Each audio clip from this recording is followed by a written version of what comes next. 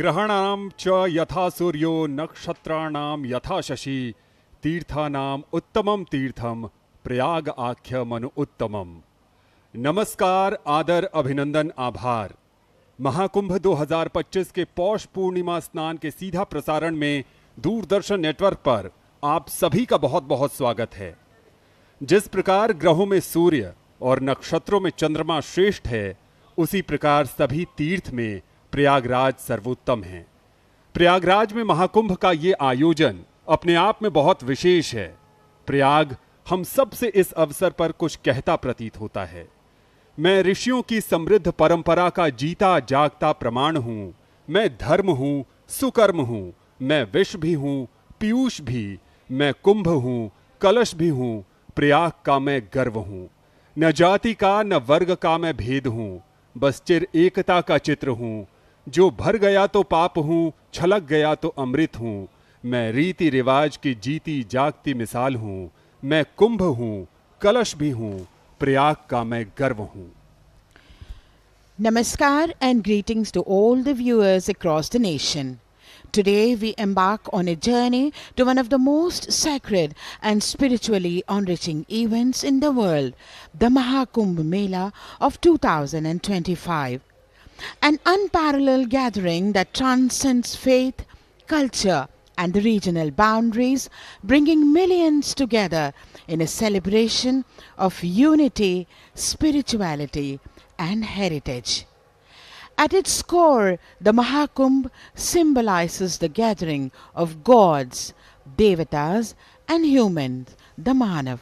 It is a celebration where the faithful bathe in the holy river confluence, the Amrit Snan.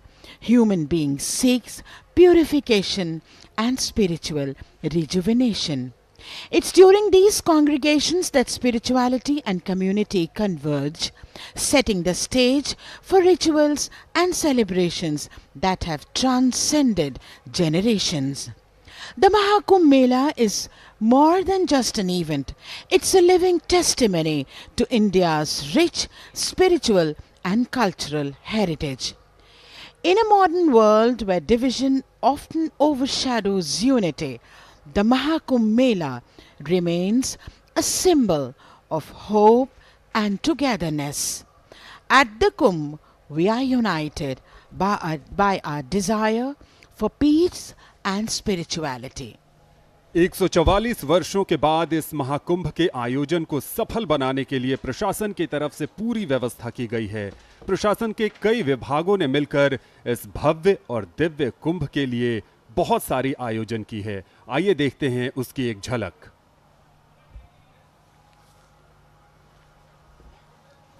Shiv Shiv Shambhu Shambhu है, महाकुंभ है, महाकुंभ है, महाकुंभ है, महाकुंभ है।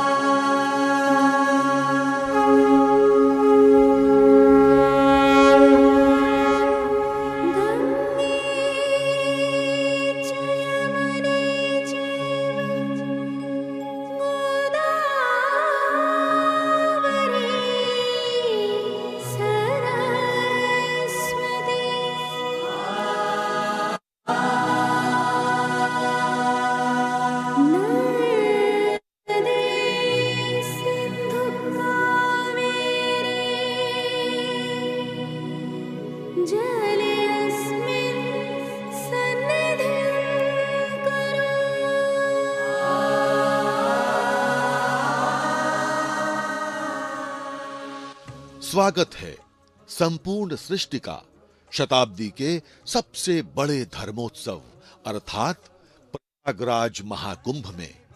आमंत्रण है त्रिलोक के सभी देवी देवताओं का। त्रिवेणी तट की पावन पुण्य धरा पर पधार भक्तों पर आशीष वर्षा करने के लिए। उद्घोष है सनातन धर्म का विश्व बंधुत्व और विश्व कल्याण के लिए। हम सब तैयार हैं भूतो न भविष्यति को चरितार्थ करने वाले महा आयोजन महाकुंभ 2025 के वंदन अभिनंदन के लिए, जिसका वाक्यांश है सनातन गर्व कुंभ पर्व। महाकुंभ पर्व 2025 सनातन गर्व के लिए दसों दिशाओं में श्री वृद्धि का मार्ग प्रशस्त करे, इसके प्रबंध चहुं ओर युद्ध स्तर पर किए जा रहे हैं। इस दिव्य आयोजन को वैश्विक भव्यता प्रदान करने के लिए प्रत्येक विभाग पूरे समर्पण भाव से जुटा हुआ है। लाखों कर्मयोगी रात दिन एक कर रहे हैं। 50 करोड़ से अधिक आगंतुकों के स्वागत के लिए तीर्थ नगरी प्रयागराज सज संवर कर तैयार हो रही है। वो चाहे नगर के विशिष्ट स्थान हो, आवागमन के साधन रेलवे स्टेशन और बस स्टेशन हो, या फिर मेला क्षेत्र के मठ मंदिर, सब श्रद्धालुओं की आवभगत को आतुर दिखाई पड़ रहे हैं। सर्व स्वीकार्यता सनातन धर्म की विशेषता है। क्या देशी क्या विदेशी, बिना किसी भेदभाव के महाकुंभ मेला क्षेत्र सभी के लिए बाहें पसार तैयार खड़ा है। स्वच्छ कुंभ, सुरक्षित कुंभ और डिजिटल कुंभ। स्वच्छता का महत्व दर्शाते हुए हमारे शास्त्र कहते हैं, स्वच्छताः सर्वधनम, स्वच्छताः सर्वरोगहरम, स्वच्छताः सर्वसुखदम, स्वच्छताः सर्वलक्षणम। इस सनातन सिद्धांत को चरितार्थ करने के लिए कुंभ में सुदृढ़ सुरक्षा व्यवस्था शासन प्रशासन की सर्वोच्च प्राथमिकता है। राष्ट्रीय, प्रादेशिक एवं स्थानीय सुरक्षा इकाइयों में अभेद्य तालमेल के बिना इतने बड़े आयोजन को सकुशल संपन्न कराना संभव नहीं। महाकुंभ मेला 2025 विश्व का मानवता का सबसे बड़ा समागम होगा। उसके लिए प्रयागराज पुलिस, मेला पुलिस और उत्तर प्रदेश पुलिस की सभी इकाइयां प्रभावी सुरक्षा व्यवस्था और श्रद्धालुओं के लिए सुगमता सुनिश्चित कराने के लिए तत्पर है। सुरक्षा के संबंध में यहाँ पे विभिन्न कदम उठाए गए हैं। 7 चक्रीय सुरक्षा व्यवस्था सुनिश्चित कराई जा रही है। तकनीक का भी भरपूर उपयोग किया जा रहा है। हम लोग AI इनेबल्ड कैमरास का भी इसमें उपयोग कर रहे हैं। सेंट्रल गवर्नमेंट की भी विभिन्न इकाइयाँ हैं, लॉ इन्फोर्समेंट एजेंसीज हैं, उनसे भी हमने संवाद स्थापित किया है और सभी लोग इस दिशा में सभी कदम उठा रहे हैं। हम लोग अचूक और अभेद सुरक्षा व्यवस्था यहाँ सुनिश्चित कराएंगे। श्रद्धालुओं के लिए सुगमता का वातावरण होगा। पुलिस सेवा भाव से यहाँ पर अपनी दायित्वों का निर्वहन करेगी। सॉफ्ट स्किल्स की ट्रेनिंग भी इसको दृष्टिगत रखते हुए हमने पुलिस फोर्स को दी है, ताकि वह विनम्र व्यवहार श्रद्धालुओं से कर सकें और जो 2019 में आयाम स्थापित किए थे उससे भी बेहतर व्यवस्थाएं हम लोग श्रद्धालुओं के लिए, टूरिस्ट के लिए यहाँ पर उपलब्ध करा सकें। यातायात व्यवस्था के संबंध में भी गहनता पूर्वक जो समिति है उसने विचार विमर्श किया, विभिन्न विजिट्स की, इंस्पेक्शंस की, भ्रमण किए और उसके बाद एक यातायात योजना बनाई गई है जिससे सभी 7 दिशाओं से जो प्रयागराज में श्रद्धालु आते हैं उन पे सुगम यातायात रहे, अच्छी पार्किंग व्यवस्था रहे और होल्डिंग एरियाज रहे, लोगों को वहाँ पर सभी सुविधाएं उपलब्ध हों, इसके पूरे इंतज़ाम किए गए हैं। हम लोग जो बच्चे या कुछ महिलाएं गुम जाती हैं उन लोगों के लिए भी हमने स्पेशल अरेंजमेंट्स किए हैं। लॉस्ट एंड फाउंड सेंटर का अलग अलग सेक्टर्स में व्यवस्थापन किया गया है और इनमें फेस रिकॉग्निशन सिस्टम का भी इस्तेमाल किया जा रहा है। साथ साथ क्योंकि विभिन्न प्रदेशों से लोग आते हैं तो भाषणी ऐप का भी प्रयोग करते हुए इसमें उन लोगों को भी सहूलियत दिलाई जाएगी और जो भी लोग खोए जाते हैं और जो लोग पाए जाते हैं उनकी मैचिंग डिजिटल तरीके से की जाएगी। हम लोगों का पूरा प्रयास है कि जो शासन की मंशा के अनुसार ये जो दिव्य भव्य और डिजिटल महाकुंभ की कल्पना की गई है उसको हम साकार करें। इसके लिए हम एक बहुत ही सुव्यवस्थित और सुरक्षित वातावरण यहाँ पर पैदा करेंगे। पूरे कॉन्फिडेंट हैं कि बहुत ही अच्छे तरीके से हम इस महापर्व को संपन्न करेंगे। स्वच्छता और सुरक्षा के साथ ही आगंतुकों के स्वास्थ्य सुविधा की भी चाक चौबंद व्यवस्था है। किसी भी आपात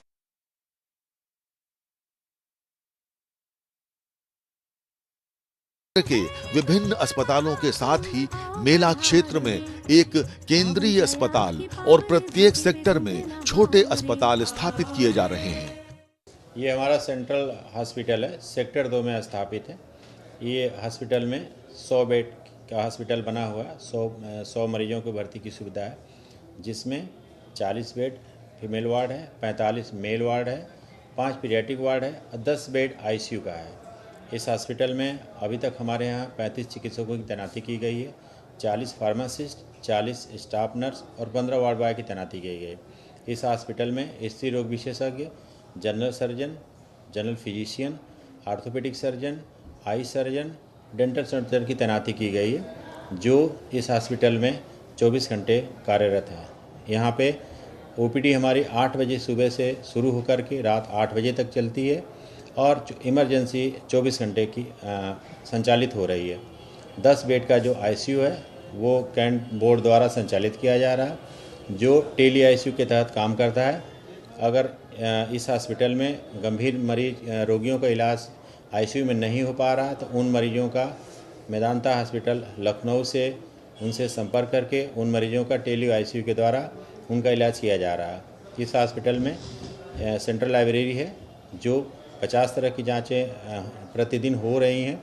इस हॉस्पिटल में जब हम लोगों ने शुरू किया था तो 50 मरीजों से ओपीडी शुरू हुई थी। आज हमारे यहाँ 1000 से ऊपर की ओपीडी प्रतिदिन हो रही है। कल तक इस हॉस्पिटल में 16,581 मरीजों की ओपीडी हुई है, मतलब इतने मरीज अभी तक देखे गए हैं।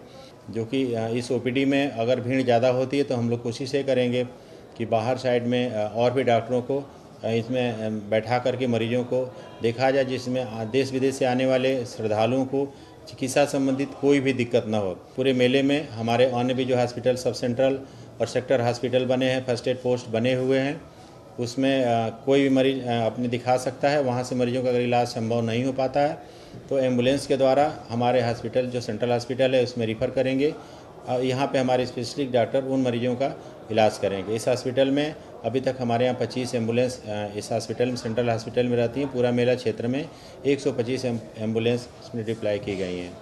हमारे साथ जल एम्बुलेंस भी हैं, जो दोनों तरफ नदी में गंगा जी और यमुना जी के तरफ जो उनको रखा गया है, समय समय पे उनका जो किया जाएगा। इतने विशाल जनसमूह का प्रबंधन बड़ी चुनौती अवश्य है, किंतु इससे पार पाने के लिए सुदृढ़ कार्य योजना तैयार है। सड़क परिवहन हो या हवाई यात्रा मार्ग, संख्या दबाव तो सभी पर होगा, किंतु इस दिशा में सबसे बड़ी जिम्मेवारी रेलवे पर है और इसी जिम्मेदारी के अनुपात में रेलवे की तैयारियां भी जोरों पर हैं। रेलवे भी इसमें काफ़ी कार्य कर रही है। सारी तैयारियां रेलवे ने लगभग पूरी कर ली हैं और हमारा एक ही लक्ष्य है कि जो भी श्रद्धालु यहाँ पर आए, जो भी रेल से यात्रा करे, उसको हम सारी सुविधाएं प्रदान करें और उसकी यात्रा अच्छी रहे और सेफ रहे, सुरक्षित रहे। यदि हम ट्रेन संचालन की बात करें तो हमने इस बार काफ़ी ज़्यादा ट्रेन इस बार प्लान की हैं। करीब 3000 ट्रेन हम इस बार स्पेशल ट्रेन चलाएंगे इस पूरे 45 दिन के कार्यक्रम में, और करीब 10,000 ट्रेन हमारी रेगुलर ट्रेन होंगी। तो कुल मिला के करीब 13,000 ट्रेन इस बार सभी स्टेशनों से, प्रयागराज के सभी स्टेशनों से चलेंगी। इसमें एक खास बात यह है कि इस बार हमने रिंग रेल सेवा भी प्रारंभ की है। रिंग रेल सेवा प्रयागराज को कनेक्ट करेगी अयोध्या से, उसको काशी से कनेक्ट करेगी, चित्रकूट से कनेक्ट करेगी। तो जो भी यात्री प्रयागराज से इन स्टेशनों पर जाना चाहेंगे वो आराम से रिंग रेल सेवा का यूज़ कर सकते हैं। इसके साथ साथ हमें क्राउड मैनेजमेंट एक बहुत इम्पॉर्टेंट एस्पेक्ट है। ट्रेन तो हमें संचालित करनी है, लेकिन जब यात्री हमारे स्टेशन पर आए तो उसको एक जगह मिलनी चाहिए प्रॉपर बैठने के लिए।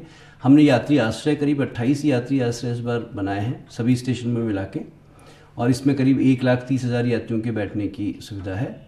और यहाँ पर हमने बेसिक बाकी एमिनिटीज़ भी दी हैं, जैसे वहाँ पर हमारे पास खान पान की व्यवस्था होगी, अनाउंसमेंट की व्यवस्था होगी, और इस तरीके से यात्रियों को कोई भी असुविधा हमारे स्टेशनों पर नहीं होगी। इन्फॉर्मेशन सबको देने की भी बहुत आवश्यकता होती है। हमने डिजिटल माध्यम को इस बार यूज़ किया है। महाकुंभ रेल ऐप एक हमारा स्टार्ट हो चुका है जो कि ऑलरेडी अवेलेबल है। इस ऐप के माध्यम से रेल से संबंधित सारी जानकारियाँ आम आदमी को मिल जाएंगी। इसके साथ साथ हमारा एक वेब पोर्टल भी लॉन्च हो चुका है, जिसमें कि रेल संबंधित ट्रेन क्या संचालित कर रहे हैं, क्या व्यवस्थाएं स्टेशन पे हैं, किस किस स्टेशन पे क्या कार्यक्रम होंगे, ये सारी चीज़ें उपलब्ध हैं। साथ ही साथ हम टोल फ्री नंबर भी हमने स्टार्ट किया है, जिसमें कि मल्टी लैंग्वेज में यात्रियों की जो भी क्वेश्चंस होंगे उसको भी आंसर किया जाएगा। समय के साथ परिवर्तन परिवर्धन को अंगीकार करना सनातन धर्म की विशेषता रही है और इस बात का साक्षात प्रमाण होगा 2025 का डिजिटल महाकुंभ। इस महाकुंभ में जहां एक तरफ सनातन धर्म की पुरातन संस्कृति परंपरा के दर्शन होंगे, वहीं दूसरी तरफ ये महाआयोजन आधुनिकता और तकनीकी नवाचार से कदम ताल करता दिखाई देगा। डिजिटलाइजेशन इस महाकुंभ की एक बड़ी विशेषता है। बात व्यवस्था की हो, सुरक्षा की हो, भीड़ प्रबंधन की या फिर भूले भटके बिछड़ों को अपनों से मिलाने की चाह, हर जगह डिजिटल माध्यमों की प्रबल भागीदारी दिखाई पड़ रही है। कुंभ पर्व सनातन गर्व का माध्यम तभी सिद्ध होगा जब इसका प्रसार देश दुनिया के सुदूर अंचलों में सुनिश्चित हो और इस महत्वपूर्ण उत्तरदायित्व का निर्वहन करने के लिए दुनिया का सबसे बड़ा लोक प्रसारक प्रसार भारती पूरे मनोयोग से तैयार है। शाही स्नानों समेत पूरे महाकुंभ के दौरान दूरदर्शन पर विशेष कार्यक्रमों का सजीव प्रसारण किया जाएगा।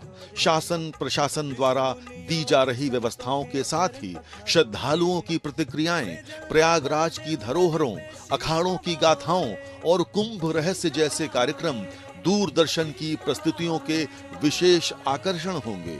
वहीं कुंभवाणी चैनल के माध्यम से रेडियो के श्रोता घर बैठे कुंभ का रसास्वादन कर सकेंगे।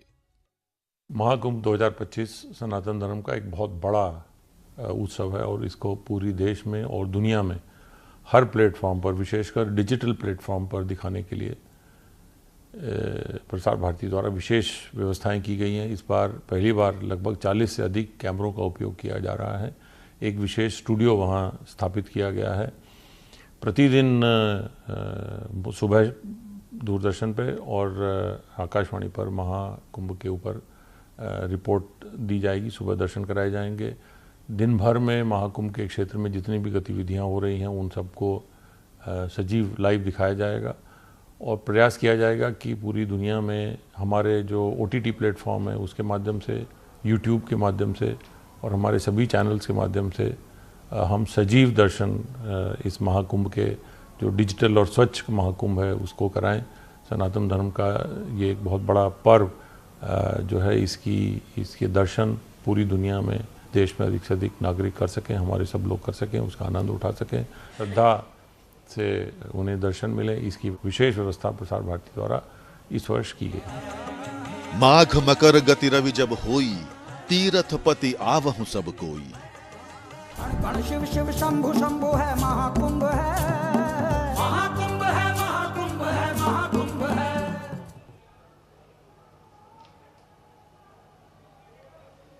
भारत सरकार, उत्तर प्रदेश शासन और प्रयागराज प्रशासन सहित विभिन्न विभागों की अथक मेहनत, नवाचार और संकल्प शक्ति का परिणाम है कि आज पौष पूर्णिमा के पर्व स्नान के साथ शुभ शुरुआत हो चुकी है महाकुंभ की। ये सजीव दृश्य हैं सनातन धर्म के गौरवशाली महापर्व महाकुंभ के दिव्य और भव्य आयोजन के। ये त्रिवेणी संगम की पवित्र भूमि है जहां गंगा, यमुना और अदृश्य सरस्वती का मिलन होता है। इस महाकुंभ में संगम स्नान का महत्व असीम है। संगम स्नान न केवल पापों से मुक्ति का प्रतीक है, बल्कि यह आत्मिक शुद्धि और मनुष्य के जीवन में सकारात्मक ऊर्जा का संचार करता है। यह विशाल जन सैलाब जो आपके टेलीविजन स्क्रीन्स पर आप देख पा रहे हैं, ये संगम का पावन तट जहां गंगा, यमुना और अदृश्य सरस्वती का मिलन होता है। देवी सुरेश्वरी भगती गंगे, त्रिभुवन तारिणी तरल तरंगे, शंकर मौली विहारिणी विमले, मम मस्ति रास्ताम तव पद कमले। त्रिवेणी संगम जहां गंगा, यमुना और सरस्वती मिलती है, आत्मिक उत्थान और मोक्ष की प्राप्ति का प्रमुख स्थल है। यहाँ स्नान करना पवित्रता और शांति का अनुभव कराता है। यह केवल एक भौगोलिक स्थल नहीं, बल्कि हमारी सनातन परंपरा की अमर सांस्कृतिक धरोहर है। गोस्वामी जी तीर्थराज की संपन्नता के बारे में बताते हैं, चारी पदारथ भरा भंडारू, पुण्य प्रदेश देश अतिचारु। अर्थात यह ऐसा पुण्य प्रदेश है जो चारों पुरुषार्थों धर्म, अर्थ, काम और मोक्ष से परिपूर्ण है। यहाँ पदार्थ का अर्थ पुरुषार्थ है। पद्म पुराण के मुताबिक जो धर्मात्मा प्रयाग, पुष्कर और कुरुक्षेत्र में स्नान करता है वह परम धाम को प्राप्त करता है। गरुड़ पुराण में कहा गया है कि हजारों अग्निष्टोम और सैकड़ों वाजपेय यज्ञ भी कुंभ स्नान के 16वें भाग के बराबर नहीं है। अग्नि पुराण के मुताबिक कुंभ में स्नान करने से व्यक्ति को पापों से मुक्ति मिलती है और वह शुभ कर्मों की ओर अग्रसर होता है। क्या बच्चे, क्या वयस्क और क्या वृद्धजन, सब के सब आज पवित्र डुबकी लगाने हेतु लालायित है। मन में उत्साह है, श्रद्धा है। काशी, कैलाश, कुरुक्षेत्र और पुष्कर के साथ हिंदुओं के लिए सबसे पवित्र स्थानों में से एक है तीर्थराज प्रयागराज। और इसी तीर्थराज प्रयाग में आज के पर्व स्नान से शंखनाद हो चुका है महाकुंभ का। मौसम की अगर बात करें, कल बारिश हुई। मौसम सर्द है, लेकिन आस्था और श्रद्धा तनिक भी कम नहीं है। Very true, Mayank. Very good morning to you. Good morning to all our viewers tuning into Doordarshan special coverage of Mahakumbh 2025. Sarv Siddhi Prada Kumbha is the punchline for this Mahakumbh, which means the best or of all kinds of accomplishments. The waters here cleanse not just the body but the soul, and the air is filled with the chants of the timeless legacy. This is Mahakumbh, a journey to the divine. Let the chants of devotion and the ripples of the sacred waters guide us into the heart of the world's largest spiritual gathering, Mahakumbh 2025. Good morning to all our viewers tuning into Doordarshan's special coverage of Mahakumbh 2025. Today, we bring you live from Prayagraj, the heart of India's spiritual awakening, where millions have gathered to witness and participate in the grandest congregation of humanity on earth. As Mayank said, the Mahakumbh is not just a spiritual journey, but also a celebration of resilience and unshakable faith, which we can witness in these videos. Imagine a chilly winter morning where the air is crisp and the ground damp from light rains. Despite these challenging conditions, millions of pilgrims wrapped in shawls and mufflers, including me, Mayank and all our team, make their way to holy Sangam in Prayagraj, also known as Tirthraj, the meeting point of the Ganga, Yamuna and mystical or invisible Saraswati rivers. The sight is mesmerizing, a sea of faith, devotion and hope, all converging at the sacred spot. जी हाँ, माघ माह में जब गुरु मेष या वृषभ राशि में होता है और सूर्य और नवचंद्र मकर राशि में, तब प्रयाग में कुंभ का आयोजन होता है। और अब की बार का कुंभ तो जैसे कि हमारी सहयोगी साथियों ने भी बताया कि अपने आप में विशेष है, क्योंकि 144 वर्षों के बाद ये पूर्ण महाकुंभ का आयोजन किया जा रहा है। कल यानी मकर संक्रांति पर राजसी स्नान, अमृत स्नान भी होगा। प्रयागराज करोड़ों की तादाद में श्रद्धालु पहुंच रहे हैं और उनके स्वागत हेतु कई तोरण द्वार बनाए गए हैं। महाकुंभ नगर में श्रद्धालुओं को मनोहारी दृश्य दिखाई दे रहे हैं। यहाँ की पौराणिकता आने वाले श्रद्धालुओं को दिव्यता से भर दे रही है।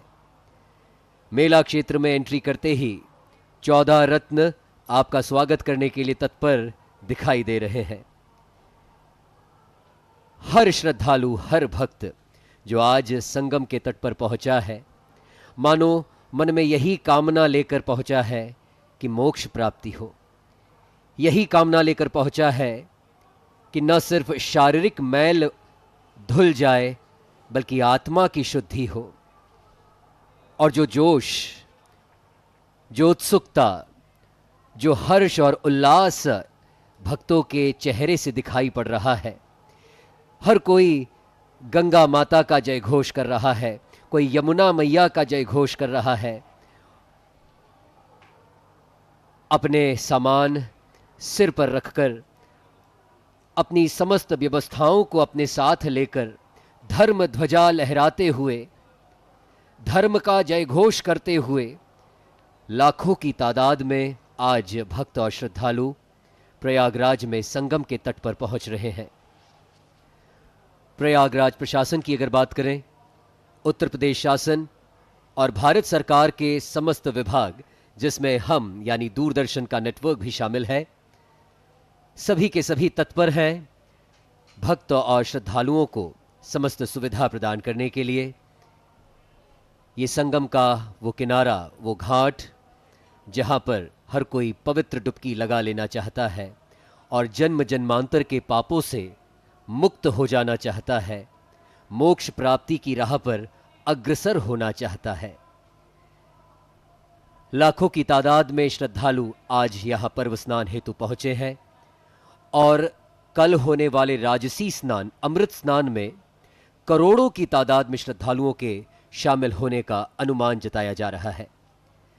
साधु, संत, सन्यासी, कल्पवासी, हर कोई आध्यात्म में डूबे हुए हैं। क्योंकि प्रवीण जी, ये कुंभ किसी एक का नहीं, किसी एक जाति का नहीं, किसी एक वर्ण का नहीं। यहां तो समस्त जाति, वर्ण, आश्रम, सन्यास सब एक साथ है।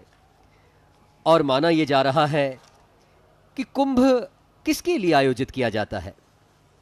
कुंभ में सिद्ध भी हैं और साधक भी हैं, देवी भी हैं, देवता भी हैं, नाग हो, किन्नर हो, ऋषि मुनि हो, वैष्णव भी हैं, शैव भी हैं, शाक्त भी हैं, लिंगाई भी हैं, भक्त भी हैं, योगी भी हैं और भोगी भी हैं और रोगी भी हैं।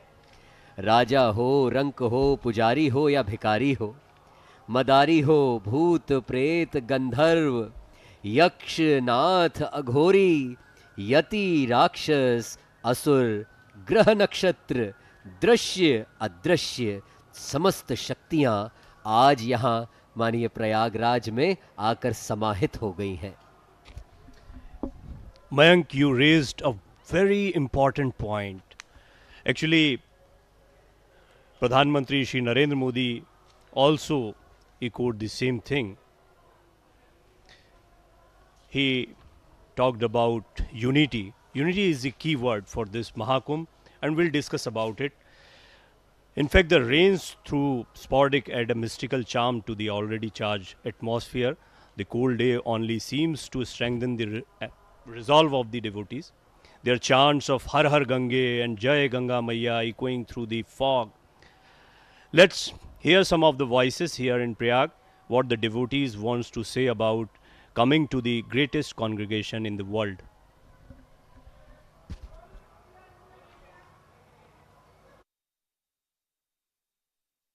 स्वच्छता में सबसे मेन जो योगी जी का और मोदी जी का विशेष जो ध्यान है अब की बार कुंभ मेले पे, मेन है स्वच्छता। स्वच्छता हमारे सबके भीतर होनी चाहिए। कोई प्रशासन, कोई संस्कृति, कोई हमें आके यहाँ सिखाएगा नहीं कि आपको क्या स्वच्छता रखनी है। स्वच्छता जब हमारी भीतर से आएगी तभी हम उसको मानेंगे, तभी इस कुंभ को महाकुंभ का रूप दे पाएंगे। यहाँ पे मुझे लगता है इस समय आने वाले लोगों में जो ज़्यादा जागरूकता है इस कुंभ को लेके युवाओं के अंदर है। अपने से बड़े बुजुर्ग, वृद्ध लोगों को, जो असहाय लोग हैं, विकलांग लोग हैं, उनकी सहायता करनी चाहिए। उसके बाद आपका धर्म यही है कि आप लोगों की सेवा करें। लोगों की सेवा करेंगे तभी आपका कुंभ में आना सफल होगा। महाकुंभ लग रहा है, 144 वर्ष बाद आता है, तो इसका फल, पुण्य फल बहुत महान बताया जाता है। इसलिए हम लोग स्नान करने आए हैं। कुंभ में स्नान करने से जीवन का फल मिलता है और हम लोग पहली बार आए हैं, यही यहाँ का महत्व देख रहे हैं। हम सबसे पहले यहाँ आए थे 1989 के कुंभ में, उसके बाद 2001 में आए, 2013 में आए, 2018 में आए। जो कुंभ जो है सो कुंभ स्नान कुंभ जब पड़ता है, ये 144 वर्ष पर लगा है और इसमें बहुत पुण्य होता है। माने 7 जन्मों का जो पाप है सो नष्ट हो जाता है। कुंभ में देखते हैं और सुनते भी हैं, जो देवता स्वयं आते हैं रूप बदल करके स्नान करने के लिए, इसीलिए इसको महाकुंभ कहा जाता है 12 वर्षों पर। गण गण शिव शिव शंभु शंभु है, महाकुंभ है। So devotees are charged and excited to take a dip in the holy confluence of Ganga, Yamuna and mystical Saraswati. Mahakumbh is not just a festival. It's a symbol of India's spiritual and cultural heritage.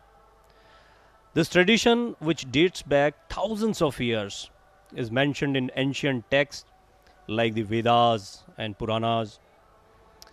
According to mythology, the Mahakumbh originated from the churning of the ocean Samudra Manthan, when drops of the divine nectar of immortality fell at 4 places: Prayagraj, Haridwar, Ujjain and Nasik. It's at these places that the Kumbh Mela is celebrated, with Prayagraj hosting the most significant and grandest gathering, the Mahakumbh, every 12 years. And Mahakumbh 2025 is here, which we are witnessing right now. Bharat मात्र एक भूगोल नहीं है, यह एक दर्शन है, एक दृष्टिकोण है और एक विचारधारा है। हमारी सभ्यता वसुधैव कुटुंबकम के सिद्धांत पर आधारित है, जहां हम न केवल मनुष्यों को बल्कि पशु पक्षियों और प्रकृति को भी अपना परिवार मानते हैं। और महाकुंभ इस दर्शन का प्रतीक है, जो संपूर्ण मानवता को एक सूत्र में पिरोने का काम करता है।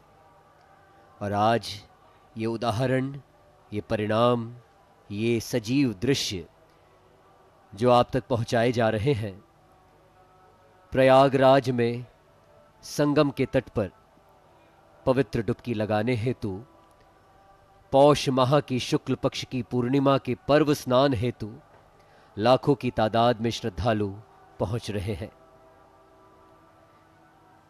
महाकुंभ मेले की अगर बात करें तो प्रयागराज में माघ के महीने में महाकुंभ मेले का आयोजन किया जा रहा है। साथ ही चैत्र माह में जब गुरु कुंभ राशि में और सूर्य मेष राशि में होते हैं, तब हरिद्वार में कुंभ का मेला आयोजित किया जाता है। भाद्रपद के महीने में सूर्य और गुरु जब दोनों सिंह राशि में, या सूर्य, चंद्रमा और गुरु तीनों अमावस्या को कर्क राशि में होते हैं, तब नासिक में कुंभ का आयोजन होता है। साथ ही जब चैत्र माह में गुरु सिंह राशि में और सूर्य मेष राशि में होते हैं, तब मध्य प्रदेश के उज्जैन में कुंभ मेले का आयोजन होता है। इस वक्त प्रयागराज में ये संगम का तट, जहां समूची व्यवस्था की गई है स्नान हेतु, देश ही नहीं अखिल विश्व के कोने कोने से आज प्रयागराज में लाखों की तादाद में श्रद्धालु पहुंच रहे हैं। उन्हें किसी बात की कमी महसूस ना हो, उन्हें किसी अव्यवस्था का सामना न करना पड़े, इस उद्देश्य से समूचा प्रबंध किया गया है स्नान का, दान का, पुण्य लाभ अर्जित करने का। ये वो प्रयागराज है जिसकी रक्षा उत्तर से ब्रह्मा करते हैं। ये वही प्रयागराज है जिसकी रक्षा वेणी माधव के रूप में विष्णु करते हैं। साथ ही बरगद के रूप में शिव प्रयागराज की रक्षा करते हैं। इंद्र भी हमेशा प्रयागराज की रक्षा करते हैं और इसी कारण इसे इंद्र क्षेत्र के नाम से भी जाना जाता है। यही प्रयागराज की महानता है, जहां स्नान करने से मनुष्य को मुक्ति मिलती है। Mayank, you beautifully explained the importance of Mahakumbh. But let me come to the same point of unity Pradhan Mantri Shri Narendra Modi gave a call for unity and for this Mahakumbh. Brotherhood in the country is very important. He urged people to annihilate the feeling of division and hatred in the society. He hailed the Mahakumbh 2025 as a unique scene of unity in diversity, which you were talking about. Joining me, my colleague Uma, he hailed the spiritual festival as a manifestation of India's diversity, where there is no discrimination against anyone and everyone is treated equally. This is what PM Shri Narendra Modi said. Yes, Uma. Thank you, Praveen. It's a pleasure to join you. अमृत स्नान करने के लिए बहुत बहुत दूर दूर से लोग यहाँ आए हैं और सबसे अच्छी बात यह है यहाँ किसी ने किसी को निमंत्रण नहीं दिया, वे स्वयं आए हैं। ये आस्था का महाकुंभ है, भव्य और दिव्य कुंभ है। ये दिव्यता हमारे देश का गौरव है। यहाँ कण कण में शंकर है, हर एक चीज़ की जिसमें प्राण है उसकी पूजा की जाती है। अगर हम बात करें, आप देखें लोगों का हुजूम है कुंभ और महाकुंभ में। जो लोग अमृत स्नान करने आते हैं, अमृत स्नान वो समय होता है जब विभिन्न धर्मगुरु और साधु संत संगठित होकर पवित्र जल में स्नान करते हैं। अमृत स्नान का आयोजन कुंभ मेले के सबसे पवित्र दिन किया जाता है, जो प्रवीण जी आज भी है और कल भी होगा। ये हम सभी का सौभाग्य है कि हम सब इस समय के साक्षी होने जा रहे हैं। जब ग्रह नक्षत्रों की स्थिति अत्यंत शुभ होती है, ये स्नान कहा जाता है कि पापों को धोता है। बहुत से इसके साइंटिफिक तत्व भी हैं। वैज्ञानिक रूप से भी हम ये कहते हैं कि सब यहाँ पर सबसे ज़्यादा शक्ति जो महसूस किया जाता है, उस समय को भी पवित्र स्नान का नाम दिया गया है। Let me tell the viewers that Uma has covered so many such big festivals and big events. So she has a vast experience of covering all these events. Like I guess Ujjain was covered by you and many other places. So how different is this Mahakumbh? I mean, Mahakumbh 2025 is the biggest event of the world. So let us just give a differentiation how different it is from other events. Praveen जी, ये महाकुंभ है और भारत में, जैसा कि सभी को पता है, कुंभ भारत में हर 12 वर्ष में आयोजित होने वाला एक विशाल धार्मिक मेला है। ये मेला 4 पवित्र स्थानों में हरिद्वार, प्रयागराज, नासिक और उज्जैन में मनाया जाता है। इस मेले में भाग लेने वालों को पवित्र जल में स्नान करने का अवसर मिलता है। कुंभ का मतलब हम सब जानते ही हैं, कलश है। कलश और अमृत तत्व हमारी आत्मा से संबंध रखता है। अमृत मंथन यानी हमारी आत्मा का मंथन, प्यूरिफिकेशन जिसको कहा गया है, ये अमृत कलश समृद्ध मंथन की कथा से जुड़ा हुआ है। प्रवीण जी, जैसा आपने अभी कहा, इस संयोग को विशेष रूप से शुभ और दिव्य माना जाता है। हर 144 साल में एक दुर्लभ खगोलीय घटना होती है जो कुंभ मेले को विशिष्ट बनाकर महाकुंभ बना देती है। हिंदू ज्योतिषी गणनाओं में 12 वर्ष और 144 वर्ष के चक्र का महत्व बताया गया है। 12 साल के चक्र में एक सामान्य कुंभ मेला कहा जाता है और 12 कुंभ मेले के बाद एक महाकुंभ आता है। ये सचमुच ऐतिहासिक है। शास्त्रों में कहा गया है कि महाकुंभ में स्नान और पूजा करने से कई गुना अधिक पुण्य की प्राप्ति होती है। इसमें देवताओं और ऋषियों द्वारा भी इन्होंने बहुत ही आध्यात्मिक माना है इसको, और अत्यधिक पवित्र भी माना है। ये माना जाता है प्रवीण जी कि हर 144 वर्ष में अमृत कलश से विशेष ऊर्जा या दिव्यता पृथ्वी पर उतरती है, जिससे ये मेला और भी अधिक पवित्र हो जाता है। Yes, and we were talking about what Pradhan Mantri Shri Narendra Modi said. So he also said that speciality of the Mahakumbh is not only in the vastness, the speciality of the Kumbh is also in its diversity. Crores of people congregate from this event, for this event. Lakhs of saints, thousands of traditions, hundreds of sects many of akhadas, everyone becomes a part of this event. There is no discrimination anywhere. No one is big, no one is small. Such a scene of unity in diversity will not be seen anywhere else in the world, Uma. Very well said Praveen ji. Mahakumbh की प्रासंगिकता आज से पहले से ज्यादा महत्वपूर्ण है। जब हम समाज में बढ़ती दूरी, मतभेदों और तनावों को देखते हैं, वह समय महाकुंभ आने वाले सदियों में एकता और शांति का संदेश देता है। ये मेला केवल धार्मिकता का उत्सव है, बल्कि एक साझा मानवीय अनुभव है। धार्मिकता तो इसमें है ही, पर एकता अधिक दिखाई देती है। ये एक ऐसा मौका है जहां हम सभी एक साथ आकर मानवता, प्रेम, करुणा, सौहार्द और एकता के मूल्य को सम्मानित करते हैं। आप देख रहे हैं लोगों का हुजूम किस तरह एकता की एक अदृश्य डोर में बंधे हुए चले आ रहे हैं। और प्रवीण जी, ये दृश्य हम सुबह 4 बजे से देख रहे हैं। कोई हर हर महादेव कर रहा है, कोई जय जय गंगे कर रहा है, कोई एक दूसरे को जानता नहीं है, पर एक अदृश्य डोर से बंधे हुए, जैसा कि आत्मा के आत्मा का मिलन हो, अपनी अपनी भक्ति के स्वर को सुन रहे हो, ऐसे ही वो चले आ रहे हैं। इसीलिए महाकुंभ का संदेश, एक हो पूरा देश, इस स्लोगन के साथ इस वर्ष हम महाकुंभ को मना रहे हैं। ये एक ऐसा मानक है जो हम सभी को एकजुट करता है, प्रेम, समझ और एकता का महत्व को समझाता है। जैसे कि आपने अभी कहा, माननीय प्रधानमंत्री जी और माननीय मुख्यमंत्री योगी जी ने सदैव कहा है, एकता का महाकुंभ है, दिव्य है, भव्य है, और इस वर्ष तो ये डिजिटल भी है, इसे डिजिटल महाकुंभ भी कहा गया है। प्रवीण जी, मेला उन समयों में आयोजित होता है जब ज्योतिषीय स्थिति विशेष रूप से अनुकूल होती है। अभी जैसे मयंक बता रहे थे बहुत विस्तार से, बृहस्पति का कुंभ राशि में होना, जो कि ज्ञान और आध्यात्मिकता का ग्रह माना जाता है, इस पर्व का एक आवश्यक पहलू है। इस तरह कुंभ का आयोजन हमें याद दिलाता है कि हम असाधारण समय का अनुभव कर रहे हैं, जब आस्था और विश्वास की शक्ति हमें एक नई दिशा में ले जाती है।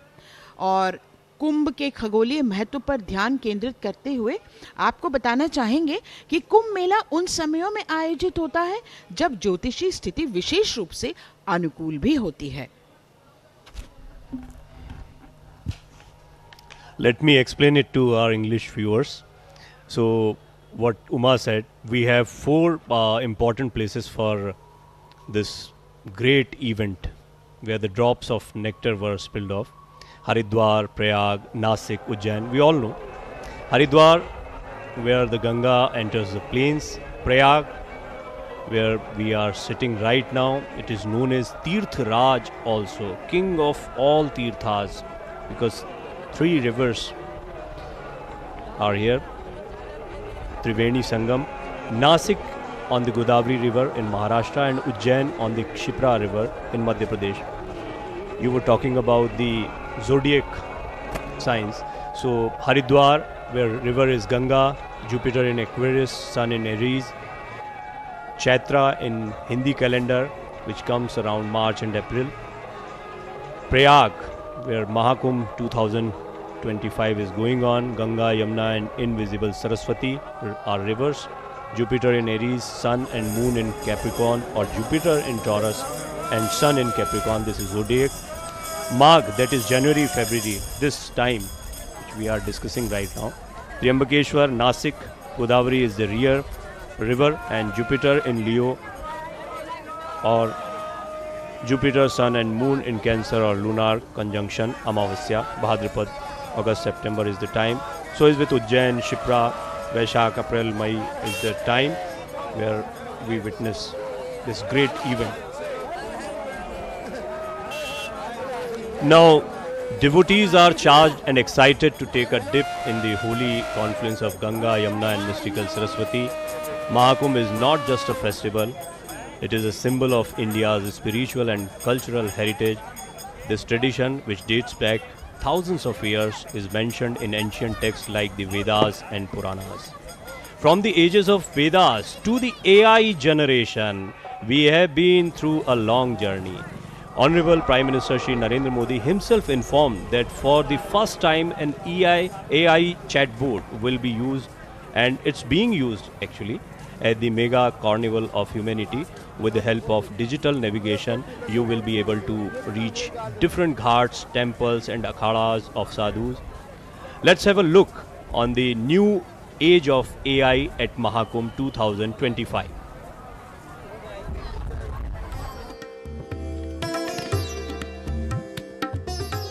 प्रयागराज महाकुंभ 2025 में श्रद्धालुओं को सभी प्रकार की सुविधाएं देने के लिए माननीय मुख्यमंत्री योगी आदित्यनाथ जी की सरकार काम कर रही है। इसी क्रम में श्रद्धालुओं की सुविधा हेतु पहली बार कुंभ सहायक नाम का चैटबॉट विकसित किया जा रहा है। इस चैटबॉट पर महाकुंभ का इतिहास, परंपराएं, साधु संतों की जानकारी, अखाड़े, स्नान तिथियां, रास्ते, पार्किंग, रुकने के स्थानों तथा भोजनालय जैसे सभी प्रश्नों के उत्तर हिंदी, अंग्रेजी सहित 10 से अधिक भाषाओं में श्रद्धालुओं को मिल सकेंगे। श्रद्धालुओं के लिए डिजिटल रूप में भी जानकारी मिल सके, इसके लिए विशेष कुंभ सहायक AI चैटबॉट अत्यंत सहायक होगा। यह चैटबॉट महाकुंभ से जुड़ी सभी आवश्यक जानकारियां हिंदी, अंग्रेजी सहित 10 से अधिक भाषाओं में श्रद्धालुओं को उपलब्ध कराएगा। कुंभ सहायक को ऐप या व्हाट्सएप के माध्यम से उपयोग किया जा सकेगा। बता दें, चैटबॉट एक कंप्यूटर प्रोग्राम है जो मानव वार्तालाप को समझता है और उस पर प्रतिक्रिया देता है। गण शिव शिव शंभु शंभु है, महाकुंभ है, महाकुंभ है, महाकुंभ है, महाकुंभ है। और जैसा कि आपने देखा कि इस बार artificial intelligence, chatbot, live surveillance, CCTV कैमरों जैसी अत्याधुनिक टेक्नोलॉजी की मदद से मेले का संचालन किया जा रहा है। 2025 के महाकुंभ मेले में अपनों से बिछड़ने की घटनाओं को रोकने के लिए इस बार आर्टिफिशियल इंटेलिजेंस तकनीक का सहारा लिया गया है। इस महाकुंभ की तैयारियों की बात करें तो 1650 से ज्यादा सीसीटीवी कैमरे, 24 APNR कैमरे, 40 VMCD, 100 smart parking, crowd management और व्हीकल काउंट के लिए 268 और 240 आर्टिफिशियल इंटेलिजेंस कंपोनेंट लगाए गए हैं। निरंतर आस्था की डुबकी यहां पर जारी है। इस कुंभ में सनातन परंपरा में नदियों को शक्ति स्वरूपा माना जाता है। नदियां पुण्यकारी हैं। नदियों को मातृ स्वरूपा मानकर उनके प्रति सेवा की भावना रही है।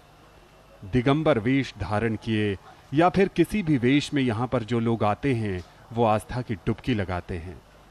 भारत की ज्ञान की खोज की अत्यंत गहरी और बहुआयामी परंपरा रही है, चाहे भौतिक हो या आध्यात्मिक, सामाजिक हो या सांस्कृतिक। जीवन के हर आयाम में इस ज्ञान दृष्टि ने समाधान खोजे हैं। कुंभ मेला इसी ज्ञान परंपरा के संवर्धन का अनुपम आयोजन है।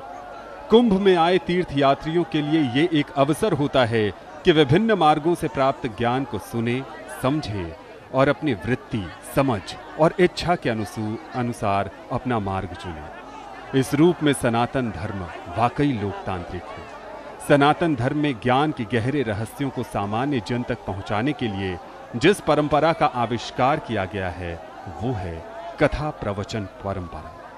कुंभ में विभिन्न मतों, अखाड़ों, संप्रदायों एवं गुरुओं के पंडालों में प्रतिदिन कथा प्रवचनों का आयोजन होता है। इन कथाओं का प्रभाव समाज पर इतना गहरा है कि सनातन समाज अपने दैनिक जीवन में भी इन कथाओं से प्रेरणा पाता है, सही गलत की समझ बनाता है और इन्हीं कथाओं की शिक्षा के आधार पर कठिन से कठिन निर्णय भी बड़ी आसानी से लिए जाते हैं।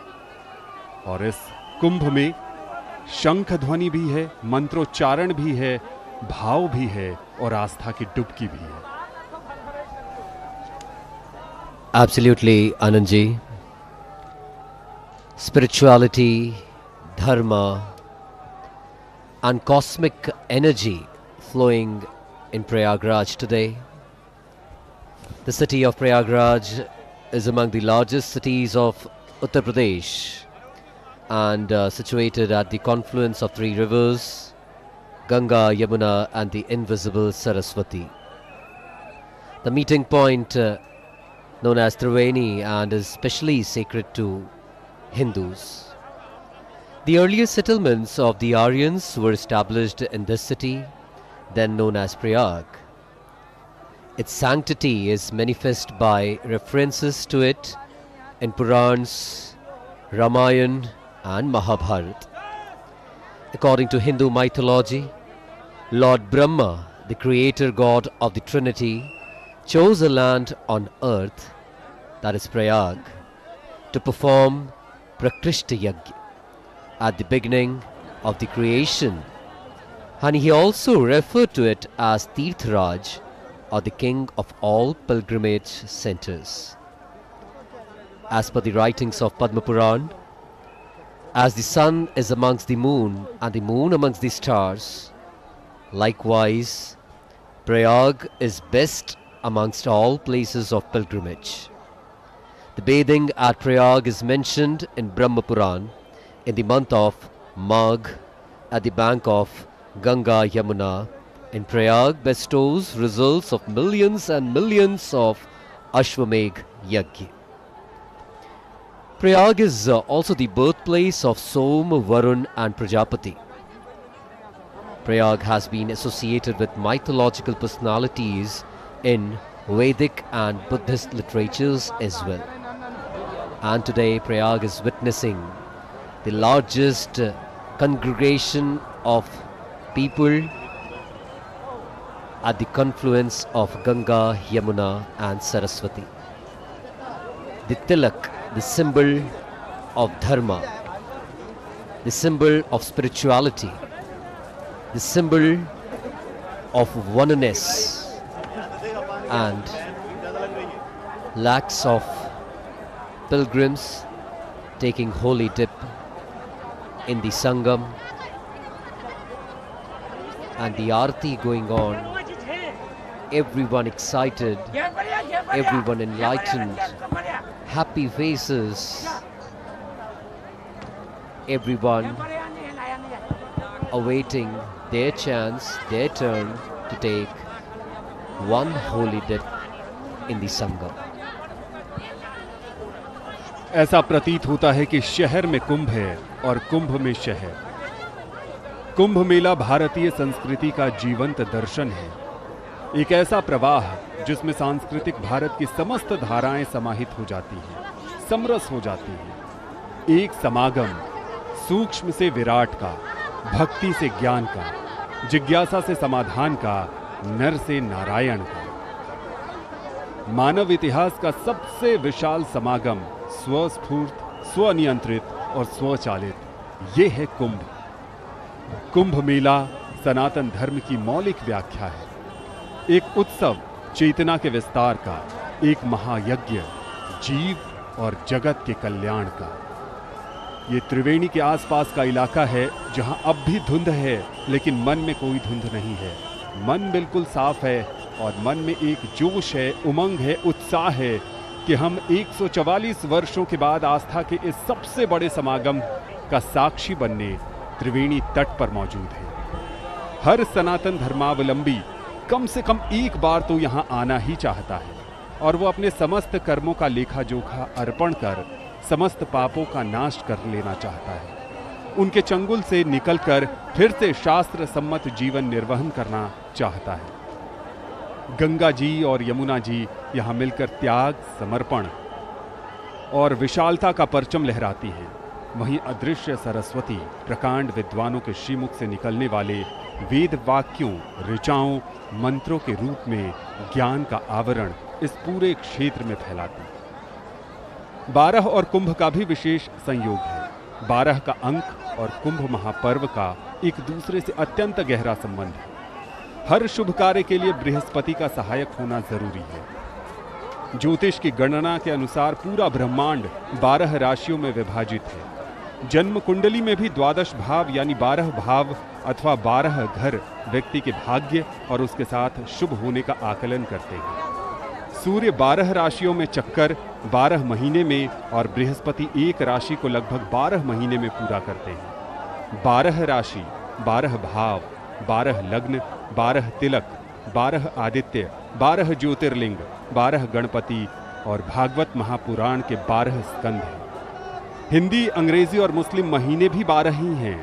कुंभ के साथ साथ 12 अंक का रहस्य धार्मिक कार्यों और मंत्रों में समाहित है।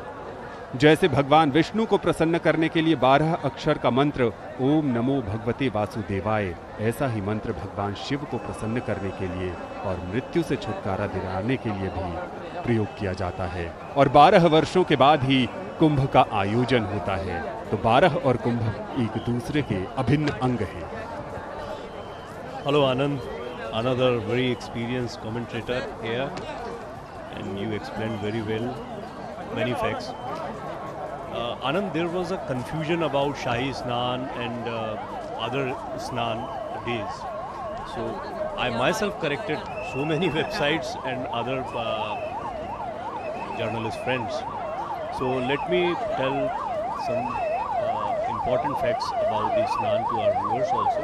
There are 3 traditional Shahi Snan days: Makar Sankranti, Mauni Amavasya, and Vasanta Panchami. There are other spiritually auspicious bathing days: Paush Purnima, that is today, Maghi Purnima, and Mahashivratri will be another important days. And above 3 are the great days of the royal procession, which yesterday there were many processions. The heads of the akhadas, the monastic orders, sadhus and saints are the kings of the Kumbh Mela. They ride atop elephants, tractors, flatbed trucks elaborately decorated with flowers and surmounted by the umbrella of royalty. Behind them, members of the akhadas were following them, carrying the insignia of their order. So the order of akhadas are given priority and exclusive rights to bathing at the Sangam on these auspicious days.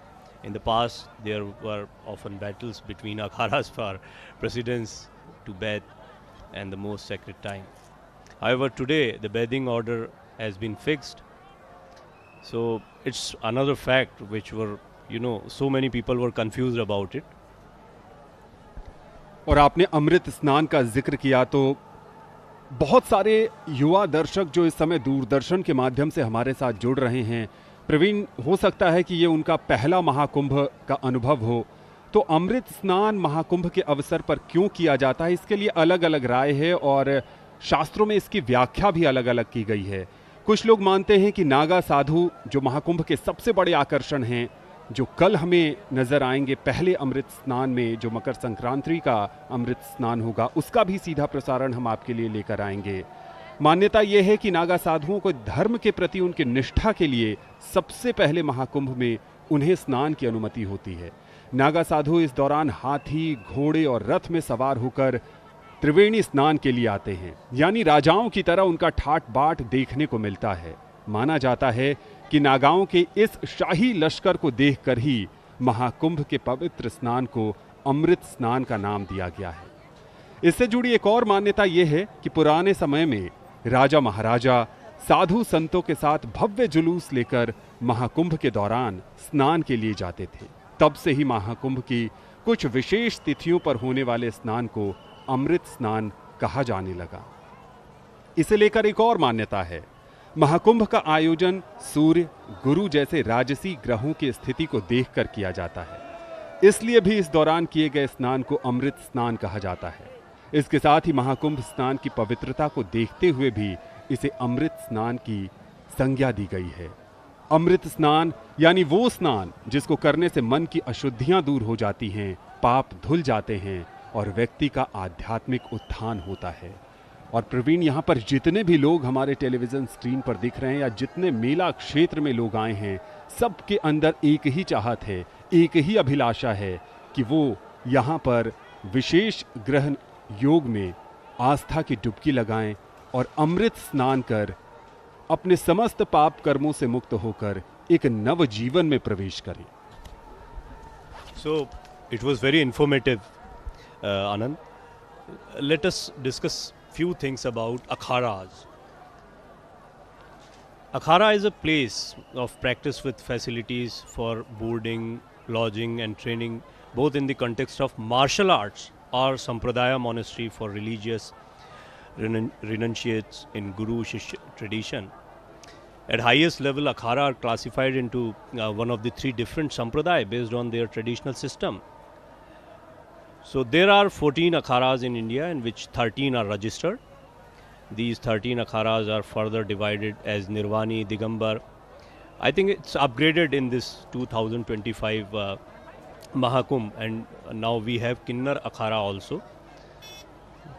And these akharas are further divided as Nirvani, Digambar and Nirmal Sampradaya.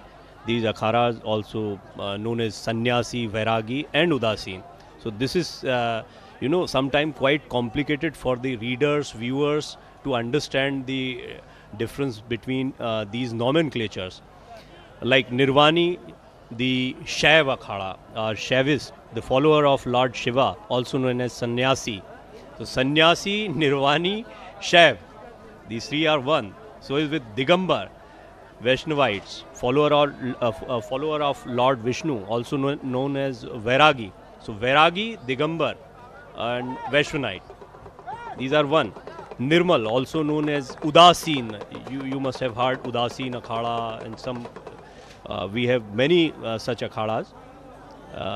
These are the followers of multiple gods. So Nirvani are Shri Panchayati Akhada, Mahanirvani, Shri Panch Atal Akhada, Shri Panchayati Akhada, Nirjani, Taponidhi, Shri Anand Akhada, Panchayati, Shri Panchadashnam Juna Akhada, Shri Panchadashnam Ahvan Akhada, Shri Panchadashnam Panchagni Akhada. And when we talk about Vairagi, Vaishnav Akhadas, Shri Digambarni Akhada, Shri Nirvani Akhada, Shri Nirmohi Akhada are the prominent akhadas. So is with Udasin Sampradaya, Shri Panchayati Bada Udasin, Shri Panchayati Akhada Naya Udasin, Shri Nirmal Panchayati Akhada, and as I told you, Kinnar Akhada is a new akhada. अखाड़ा शब्द का वैसे तो शाब्दिक अर्थ कुश्ती का मैदान होता है, लेकिन इसका सांस्कृतिक और आध्यात्मिक महत्व इससे कहीं अधिक है। माना जाता है कि अखाड़ा प्रणाली की शुरुआत 8वीं शताब्दी में आदि शंकराचार्य ने की थी। अखाड़े संतों की उस सेना या संगठन को कहा जाता है जो धर्म की रक्षा के लिए विशेष पारंपरिक रूप से गठित किए गए हैं। अपनी धर्म ध्वजा ऊंची रखने और अपने धर्म, धर्मस्थल, धर्म ग्रंथ, धर्म संस्कृति और धार्मिक परंपराओं की रक्षा के लिए किसी जमाने में संतों ने मिलकर एक सेना का गठन किया था, वही आज अखाड़ों के रूप में है। कुछ विद्वानों का यह भी मानना है कि यह अलख शब्द से आया है, यानी निरंतर चलने वाली प्रक्रिया, जबकि अन्य इसे साधुओं के अक्खड़ स्वभाव से जोड़ते हैं। पहले इन्हें साधुओं का जत्था या बेड़ा कहा जाता था। जैसे जैसे त्रिवेणी तट पर सूरज निकलने को है, सूरज की लालिमा, वैसे वैसे सूर्योदय तो हो चुका है, लेकिन अभी पूरी तरीके से प्रकाश यहाँ पर नहीं है। लेकिन आस्था की डुबकी ये आपको बता रही है कि तमाम मौसम के हालातों को दरकिनार कर मन में उत्साह है और बस एक चाह है कि इस अमृत जल में एक डुबकी लगाकर आस्था के उस विषय में डुबकी लगाएं जहां से मोक्ष मिले, जहां से एक नव जीवन में नव स्फूर्ति का संचार हो। And Anand, a very important part is cow yagna. So let me explain some facts about cow yagna, and we'll see a report then. Kamdhenu is said to emerge from the churning of the ocean. Kamdhenu cow is a symbol of prosperity, purity and spirituality. In the Mahakumbha's grand spiritual gathering, the cow embodies the principle of nurturing purity and sustainability, making it a living symbol of Rashtra Mata. Its significance transcends religious boundaries, resonating deeply with India's ethos of respect for all living beings. A cow yagna will be performed for giving the status of Rashtra Mata to cows and banning cow slaughter. The central part of this Yagnishala is 9 stories, while 9 camps have been built around it, representing 9 Durgas. Let's have a look at the report. Mahakumbh धर्म और आस्था का सबसे बड़ा मेला। महाकुंभ आध्यात्मिक ज्ञान, सामाजिक समरसता और सांस्कृतिक आदान प्रदान का महत्वपूर्ण मंच। महाकुंभ मेले का सबसे बड़ा यज्ञ कुंड तैयार। महाकुंभ में गौ माता के सम्मान के लिए महायज्ञ का आयोजन। 1100 पुजारी गाय को राष्ट्र माता का दर्जा दिलाने के लिए करेंगे महायज्ञ। महायज्ञ 1 महीने तक रोजाना 9 घंटे चलेगा। महाकुंभ मेले का सबसे बड़ा यज्ञ कुंड तैयार किया जा रहा है। यहाँ 1100 पुजारी गाय को राष्ट्र माता का दर्जा दिलाने के लिए महायज्ञ करेंगे। महाकुंभ मेले के सबसे बड़े यज्ञ कुंड से महाकुंभ की भव्यता उजागर होती है। ये यज्ञ कुंड भी विशेष उद्देश्य के लिए बनाया गया है। यहाँ 1100 पुजारी गाय को राष्ट्र माता का दर्जा दिलाने के लिए महायज्ञ करेंगे। जगतगुरु शंकराचार्य स्वामी अविमुक्तेश्वरानंद सरस्वती के शिविर में आयोजित किए जा रहे इस मंडप में 324 कुंड और 9 शिखर हैं। ये यज्ञ 1 महीने तक चलेगा। प्रतिदिन 9 घंटे तक यज्ञ में आहुति दी जाएगी। सबसे बड़ा यज्ञ इसी परिसर में होने वाला है, जिसमें 324 कुंड होंगे और 9 शिखर हैं ऊपर से। और यज्ञ का क्रम ये रहेगा कि पंचदेव गौ प्रतिष्ठा महायज्ञ है। हमारे यहाँ सनातन धर्म में आदि शंकराचार्य जी की बनाई परंपरा के अनुसार हम पंचदेवोपासक हैं। तो सबसे पहले अति गणपति याग, अति सूर्य याग, अति विष्णु याग, अति रुद्र याग, फिर समापन में भगवती की उपासना की जाएगी, राजराजेश्वरी, त्रिपुर सुंदरी की, चंडी, दुर्गा, भवानी की और गौ माता की उपासना की जाएगी। ये 1 महीने तक चलेगा। लगभग 1100 पुरोहित इस यज्ञ में प्रतिदिन सम्मिलित होंगे। महाकुंभ मेला विश्व का सबसे बड़ा सांस्कृतिक और धार्मिक मेला है। इस दौरान संपूर्ण भारत के लोग एक जगह एकत्रित होकर नदी में स्नान करते हैं, संतों के प्रवचन सुनते हैं। महाकुंभ के प्रारंभ से पहले कई कलाकार अपनी प्रतिभा का प्रदर्शन भी कर रहे हैं। एक महिला कलाकार ने महाकुंभ के लिए अमृत कलश की पेंटिंग बनाई है। इस अमृत कलश पेंटिंग की खास बात यह है कि इसमें लाखों बार भगवान राम का नाम लिखा है। ये मैंने कुंभ कलश बनाया है और ये महाकुंभ को समर्पित करने के लिए मैंने ये कुंभ कलश बनाया है और इसमें लाखों बार राम लिखा होगा। राम लिख करके मैं क्योंकि पेंटिंग्स बनाती हूँ। प्रयागराज महाकुंभ के लिए पूरी तरह से तैयार है। गण शिव शिव शंभु शंभु है, महाकुंभ है, महाकुंभ है, महाकुंभ है, महाकुंभ है। भारत वो देश जहां गौ को माता के रूप में सम्मानित किया जाता है, उनकी पूजा की जाती है, और आस्था की इस त्रिवेणी में जहां एक तरफ महाकुंभ है और वहां दूसरी तरफ गौ माता के लिए इस तरह का विशेष प्रबंध हम सबको एक संदेश देता है। अपने कर्तव्यों के प्रति हम सजग हों, सचेत हों। एक ऐसा देश जहां मनुष्य के कर्मों से ही उसका जीवन परिभाषित होता है। पाप और पुण्य को समेटे इस पावन भूमि में आने वाला एक एक व्यक्ति मात्र मोक्ष रूपी अमृत की आशा, आस्था और विश्वास के साथ यहाँ आ रहा है और त्रिवेणी धारा में डुबकी लगाकर सब कुछ यहीं छोड़कर खाली होकर लौटता है, जीवन में पुनः ऊर्जावान होकर काम करने के लिए। ये मेले, ये आयोजन भारतीय संस्कृति का अभिन्न अंग हैं। इस तरह के आयोजन वर्षों से पल रही हमारी मन की गांठों को खोलते तो हैं ही, साथ ही पुनः ऊर्जा से भरकर जीवन जीने के लिए हमें तैयार भी करते हैं। ये एक स्वप्न, एक प्रकाश पुंज की तरह जीवन और मृत्यु के रहस्यों को खोलते हुए जीवन का सकारात्मक सहज प्रभाव ही हमारी संस्कृति के उत्कर्ष का कारण है। और यहाँ हमें तमाम युवा दिख रहे हैं, वो युवा जो पढ़ते हैं, वो युवा जो देश का भविष्य हैं, वो युवा जो विज्ञान के तर्कों पर ज्यादा भरोसा करते हैं। और उमा कहते हैं कि विज्ञान के तर्क जहां समाप्त होते हैं, आस्था वहीं से शुरू होती है। और इस महाकुंभ में एक तरफ तो आस्था है, लेकिन दूसरी तरफ इसका वैज्ञानिक प्रमाण भी है। Absolutely right, Anand. And yesterday I was talking to a couple of youth who have visited in, and I was doing short interviews with them, and I asked them, what brings you here? Apart from spirituality, they wanted to understand the scientific significance of it all. Anand, the Kumbh Mela is a festival that combines science, spirituality and cultural practices. The festival's timing actually is based on astronomical alignments, and the locations of the Kumbh Mela are believed to be influenced by geomagnetic forces particularly. The Kumbh Mela, as we all know, is celebrated every 6 or 12 years based on the sun's transit to Capricorn, which marks the end of winter solstice. The festival is held when Jupiter enters the zodiac signs of Aquarius and Sun is in Capricorn. And in the alignment of Jupiter, the Sun and the Moon is believed to amplify the Earth's electromagnetic fields, and that is the scientific symbol. The Kumbh Mela is held at specific locations, often at river confluences, which are believed to have strong geomagnetic energy fields. And that is what the youth of India is here to capture, to adapt unto themselves for a spiritual and a scientific growth.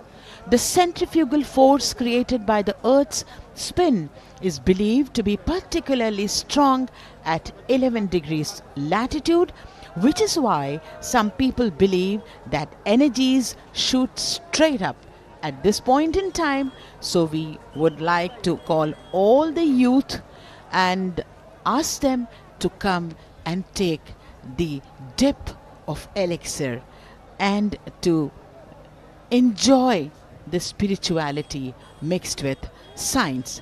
And above all, Anand, Mahakumbh this year, 2025, is said to be a unique confluence of spirituality and sustainability also, with a special emphasis on making the event not just clean but also green. Over lakh plant that have been planted across Prayagraj, including the sprawling fairgrounds, transforming the city into a vibrant hub of greenery.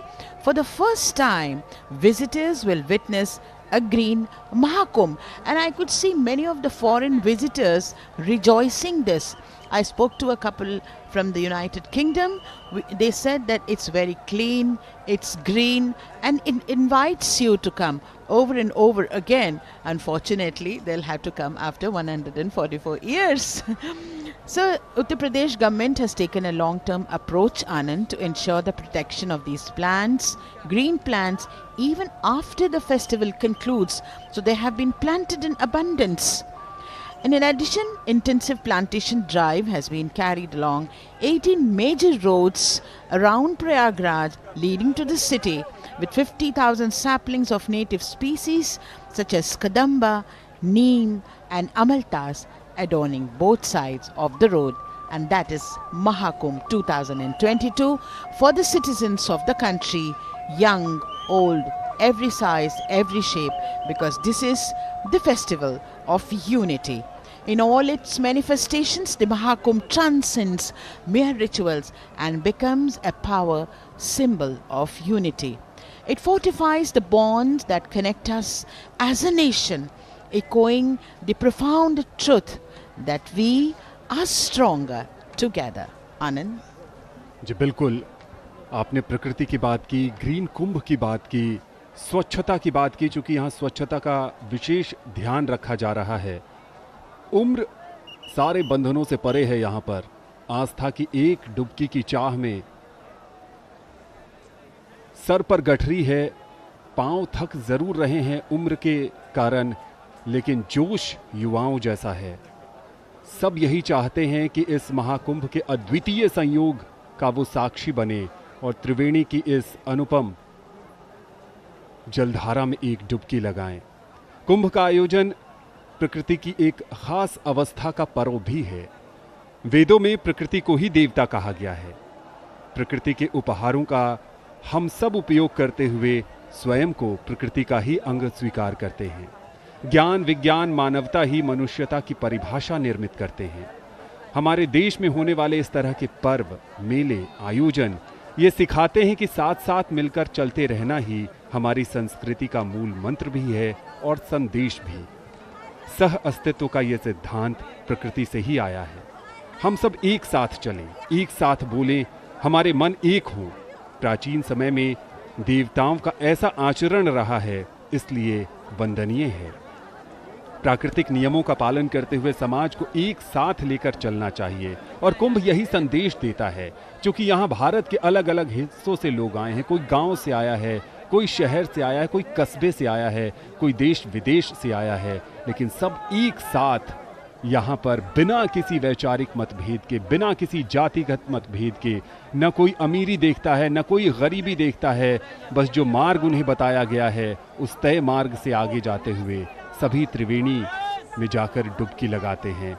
ये सामाजिक समरसता का संदेश भी देता है, ये एकजुट करने का भी बहुत बड़ा मंच है। और उमा, ये एक लघु भारत है जहां भारत के अलग अलग हिस्सों के दर्शन होते हैं। ये एक भारत श्रेष्ठ भारत का भी अनुपम उदाहरण है, क्योंकि अलग अलग राज्यों के लोग जब एक साथ आते हैं, एक विषय को लेकर जुड़ते हैं, तो उनमें चर्चाएं भी होती हैं, एक दूसरे की संस्कृति को वो समझते भी हैं, साझी संस्कृति का आदान प्रदान भी होता है, और फिर एक भारत श्रेष्ठ भारत सही मायनों में इस महाकुंभ में, इस दिव्य कुंभ में चरितार्थ होता भी नजर आता है। Certainly, very well said, Anand. In all its manifestations, the Mahakumbh transcends mere rituals and becomes a powerful symbol of unity. It fortifies the bond that connects us as a nation. At this confluence of rivers and cultures, our shared values emerge cleaner than ever. As we chant and seek blessings together, we reinforce our commitment to diversity and harmony, driven by the belief that unity is our greatest strength. The hearts of the people speak from the Triveni. Our Sanatan, eternal, will remain united forever. This Kumbh Mela invites every individual to pause, reflect, unite in prayer and in faith. As we witness the vibrant interactions among pilgrims that we can see on the screens, we are reminded that the Kumbh epitomizes Sanatana Dharma, the eternal and the universal truth. It teaches us that spirituality transcends boundaries and nurtures the human essence. Every dip, Anand, that the people are taking in the holy water symbolizes a pledge to uphold values of respect, love and collective unity. Here among the gentle ripples of the Ganga, we echo the sentiment. The Ganga calls, let Hindustan remain united.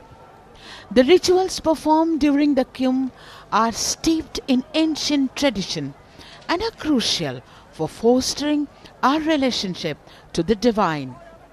Each mantra recited, as you can see people moving together, are reciting a mantra of their own, Anand. This actually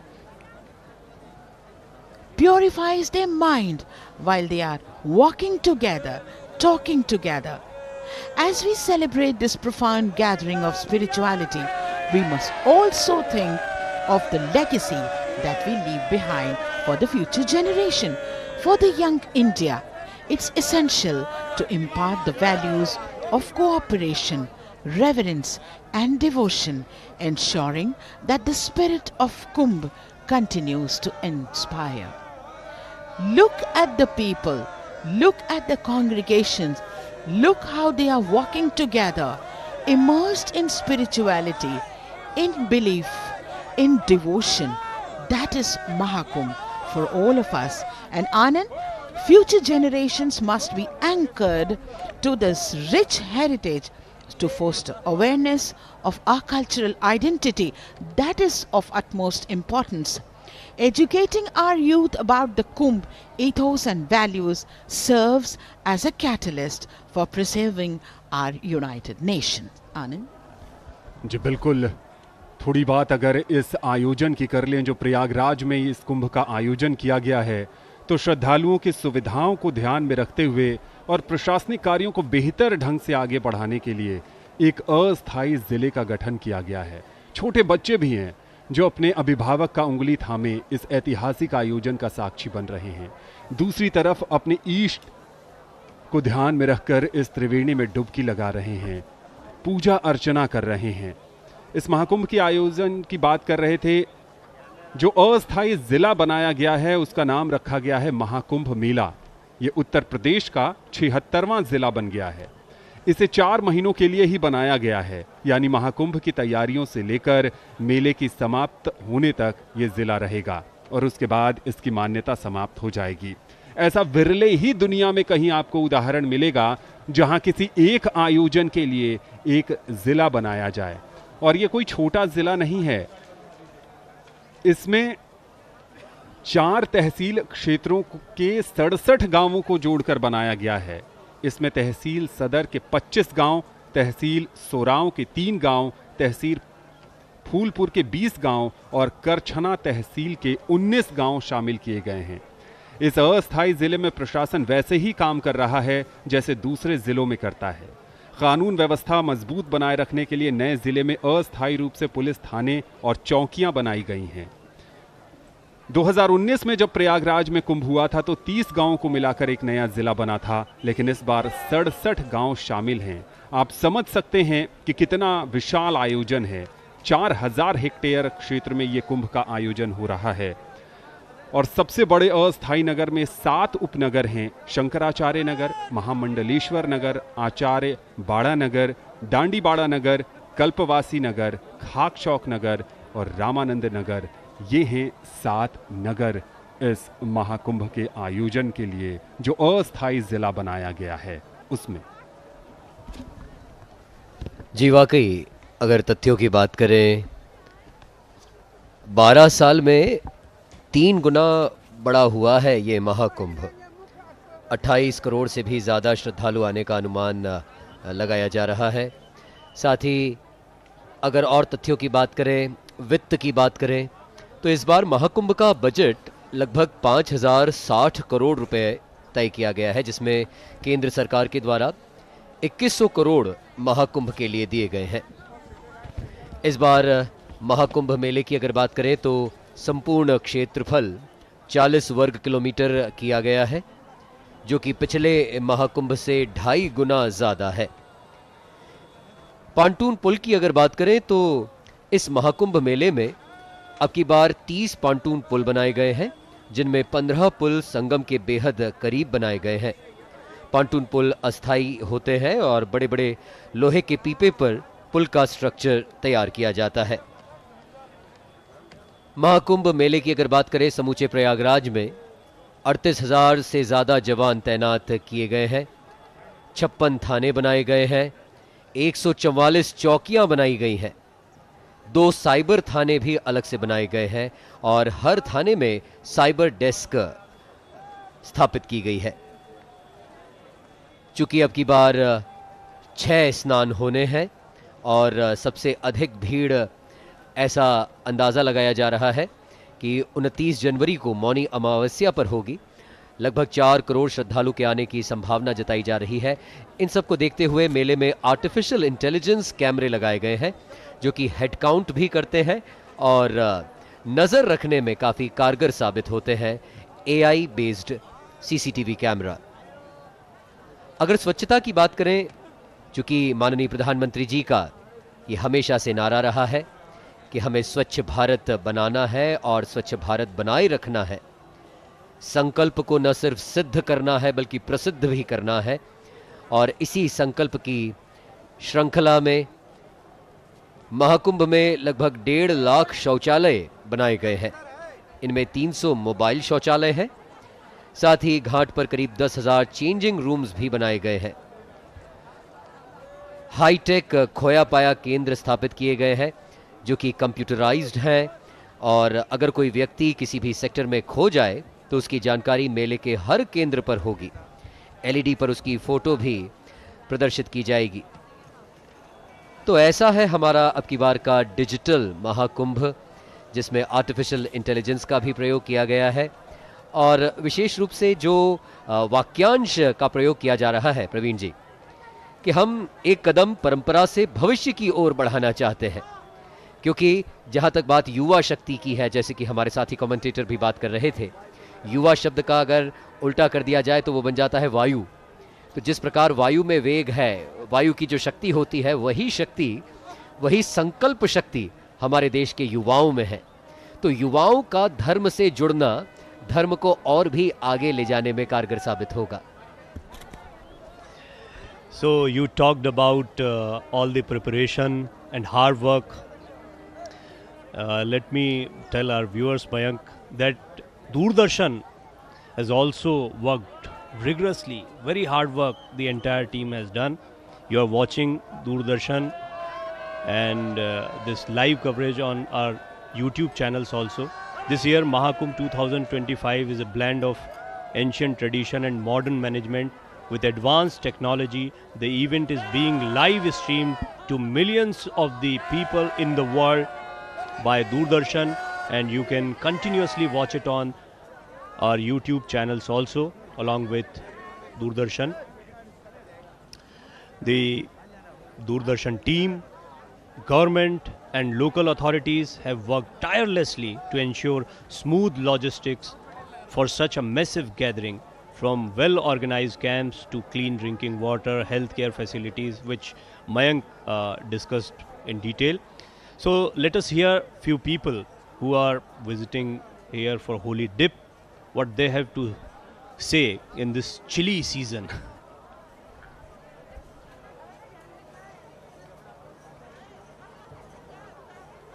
जो आज 144 साल के बाद जो यह महाकुंभ आया है, तो हम ग्रुप को ऐसा आनंद है कि हम सब भाग्यशाली मानते हैं। और यहाँ की जो गवर्नमेंट है उसने बहुत अच्छा जो व्यवस्था की है वो देख के हमको बहुत आनंद आया है। हमारे पंचायती बड़ा अखाड़ा की वो रवाड़ी में हमारा पूरा ग्रुप लेडीज़ जेंट्स वो गुजरात के ड्रेस और के साथ डांडिया खेला गया पूरे सिटी में इलाहाबाद में। दूरदर्शन सभी मीडिया का हम खूब खूब धन्यवाद करते हैं कि पूरा दुनिया में ये कुंभ मेला दिखाएगा तो सब घर बैठ के भी दर्शन करेगा। इससे बड़ी बात कौन सी होती है। हर हर रंगीला हनुमान जी महाराज की हर हर महादेव। अब हम पहली बार महाकुंभ आए हैं। जब महाकुंभ का महात्म ये है कि जब समुद्र मंथन हुआ था, तब जब समुद्र मंथन के दौरान जो अमृत निकला था वो सब 4 जगह पर गिरा था। वो 4 जगह पर महाकुंभ लगता है। तो ये 144 वर्ष के बाद पूर्ण महाकुंभ मेला लगा हुआ है। अखाड़ा भी इतना पहले जो था वो 2-3 जगह पे होता था और स्नान करने में भी दिक्कत होती थी, और ये बार में हजारों की संख्या में आदमी लोग स्नान कर सकता है, भक्त लोग स्नान कर सकता है। हर हर महादेव, हर हर Mahadev.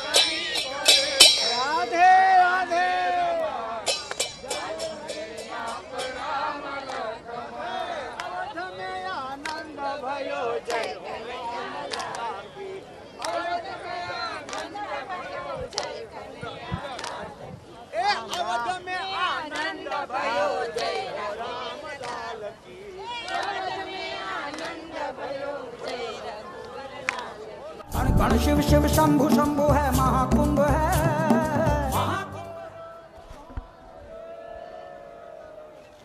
So the Mahakumbh 2025 in Prayagraj is the largest religious gathering in the world, attracting millions of pilgrims, saints, spiritual seekers and visitors across the globe. So here are few videos, pictures, not just across the country but across the world. Visitors and spiritual seekers are coming to Prayagraj to witness the biggest and largest event on the earth, Mahakumbh 2025. And if you see the weather or chilly morning as a challenge, hardship, then think about Kalpvasis, the spiritual aspirants who were to spend the entire month of Magh at the Kumbh Mela, devoting themselves to prayer, meditation and satsang which is devotional group singing, and you can see foreign visitors, and many of them, if you'll come to, you'll see that spiritual seekers from across the globe are coming to Prayagraj for holy dip and experiencing the grandest, largest event of spirituality on the earth. So we were talking about Kalpvasis. They temporarily leave their families, stay in fragile tents with no heating, follow the oath of self-denial, abstain from enjoying worldly pleasures, eat non-spicy vegetarian food once a day, and try to live a strict life of renunciation and devotion. This is Mahakumbh, and this is spiritual seeking. बिल्कुल प्रवीण जी, और ये अब मानना होगा समूचे विश्व को कि अब पश्चिम भी पूर्व के ही गुणगान गा रहा है। और वैसे भी अगर प्रयागराज की बात करें तो प्रयागराज राजनीति और शिक्षा का केंद्र रहा है। यहाँ का विश्वविद्यालय तो पूरब का ऑक्सफोर्ड कहा जाता था। इसी शहर ने देश को 3 प्रधानमंत्रियों सहित कई राजनीतिक हस्तियां भी दी है। ये शहर साहित्य और कला के साथ साथ भारत के स्वतंत्रता आंदोलन का भी केंद्र रहा। और धर्म की अगर बात करें, महाकुंभ की बात करें, तो ये तो धार्मिक राजधानी भी निश्चित सही मायनों में है। ये दृश्य जो संगम के आप अपने टेलीविजन स्क्रीन्स पर देख रहे हैं, दूरदर्शन के माध्यम से, दूरदर्शन नेशनल पर, साथ ही दूरदर्शन के यूट्यूब चैनल, और इसके साथ ये समूचा सजीव प्रसारण आप प्रसार भारती के OTT प्लेटफॉर्म वेव्स पर भी देख सकते हैं। नौका विहार करते हुए श्रद्धालु भक्त, साथ ही NDRF और SDRF की टीम पूरी मुस्तैदी के साथ, चूंकि ये कोई छोटा कार्यक्रम नहीं है, ये कोई छोटी गैदरिंग नहीं है।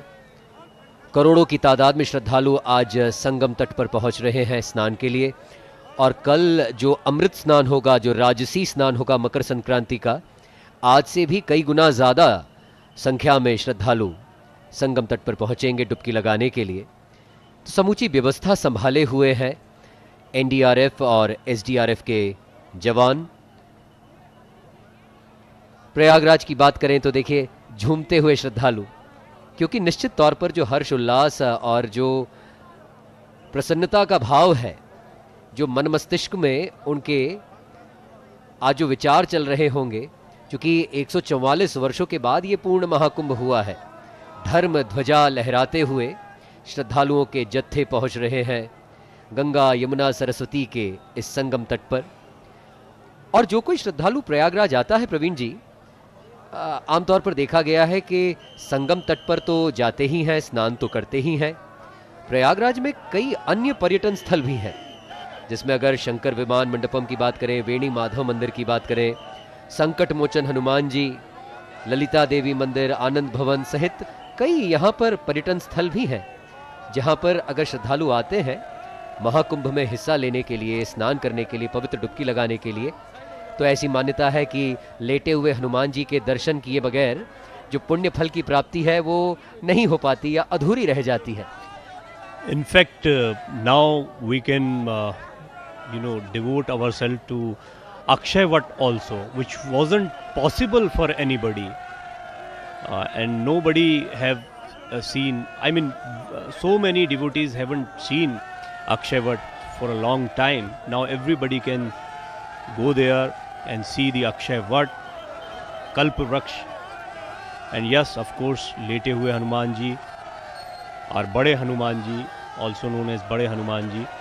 The Hanuman Mandir near the Sangam is one of the oldest and most famous temples in Prayagraj.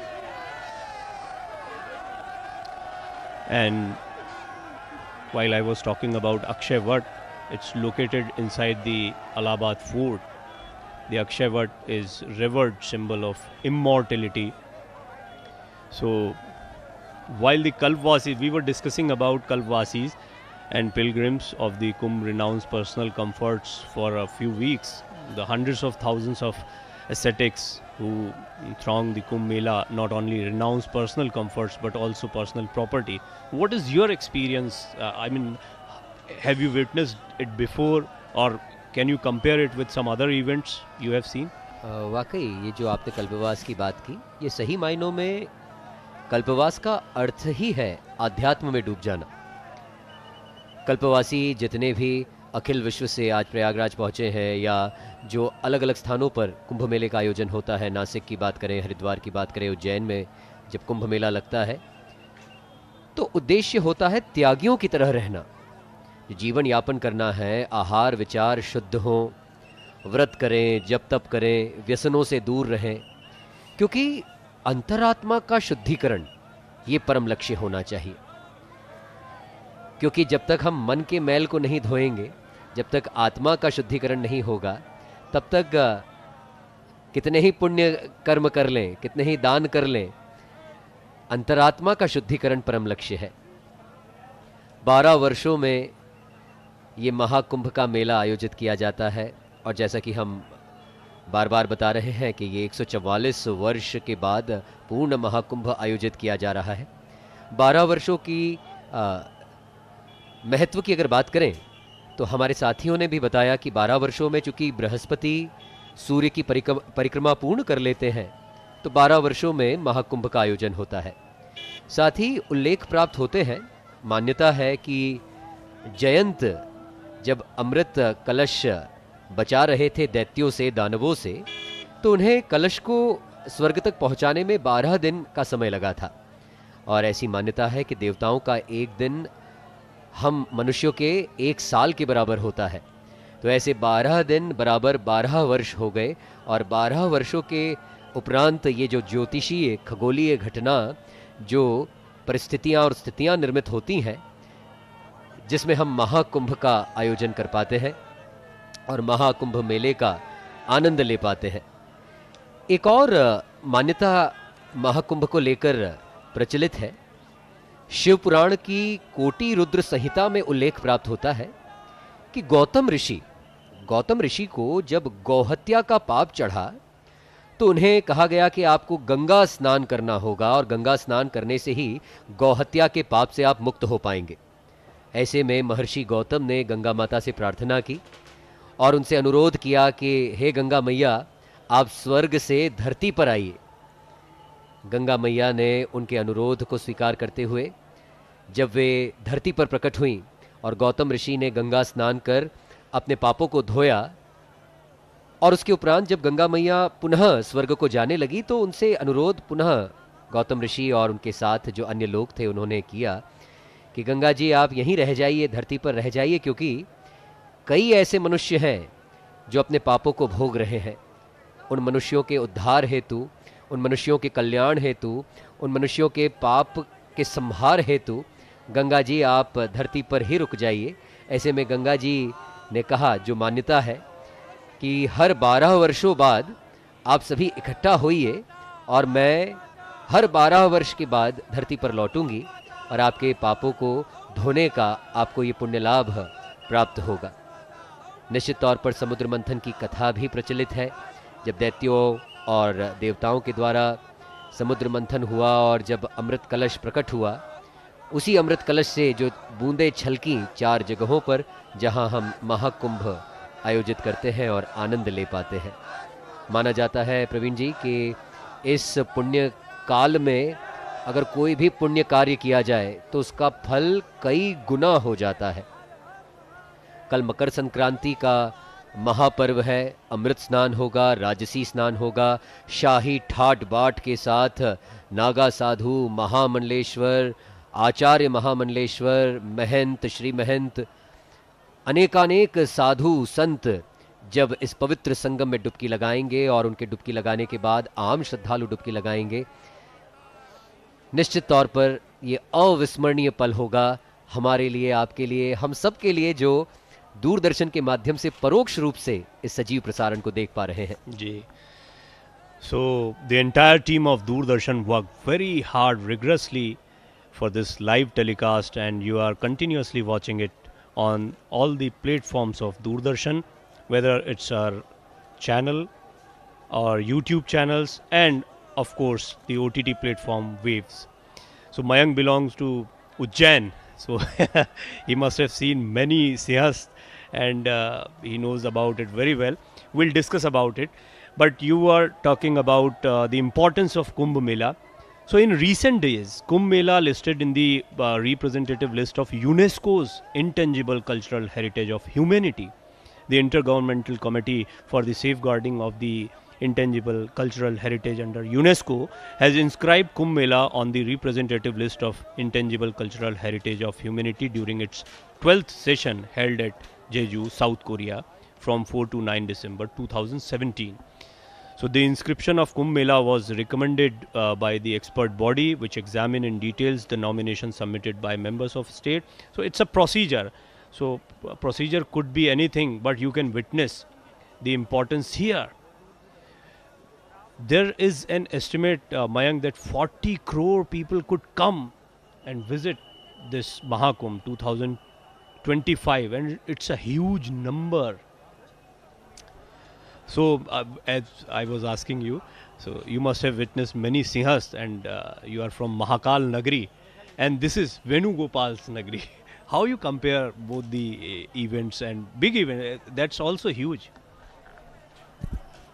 जी प्रवीण जी, निश्चित तौर पर उज्जैन में जब सिंहस्थ कुंभ होता है, वहाँ भी जो धर्म और अध्यात्म और श्रद्धा की जो त्रिवेणी होती है, वैसी ही त्रिवेणी यहाँ पर तो भौतिक रूप से भी गंगा, यमुना और सरस्वती की त्रिवेणी है।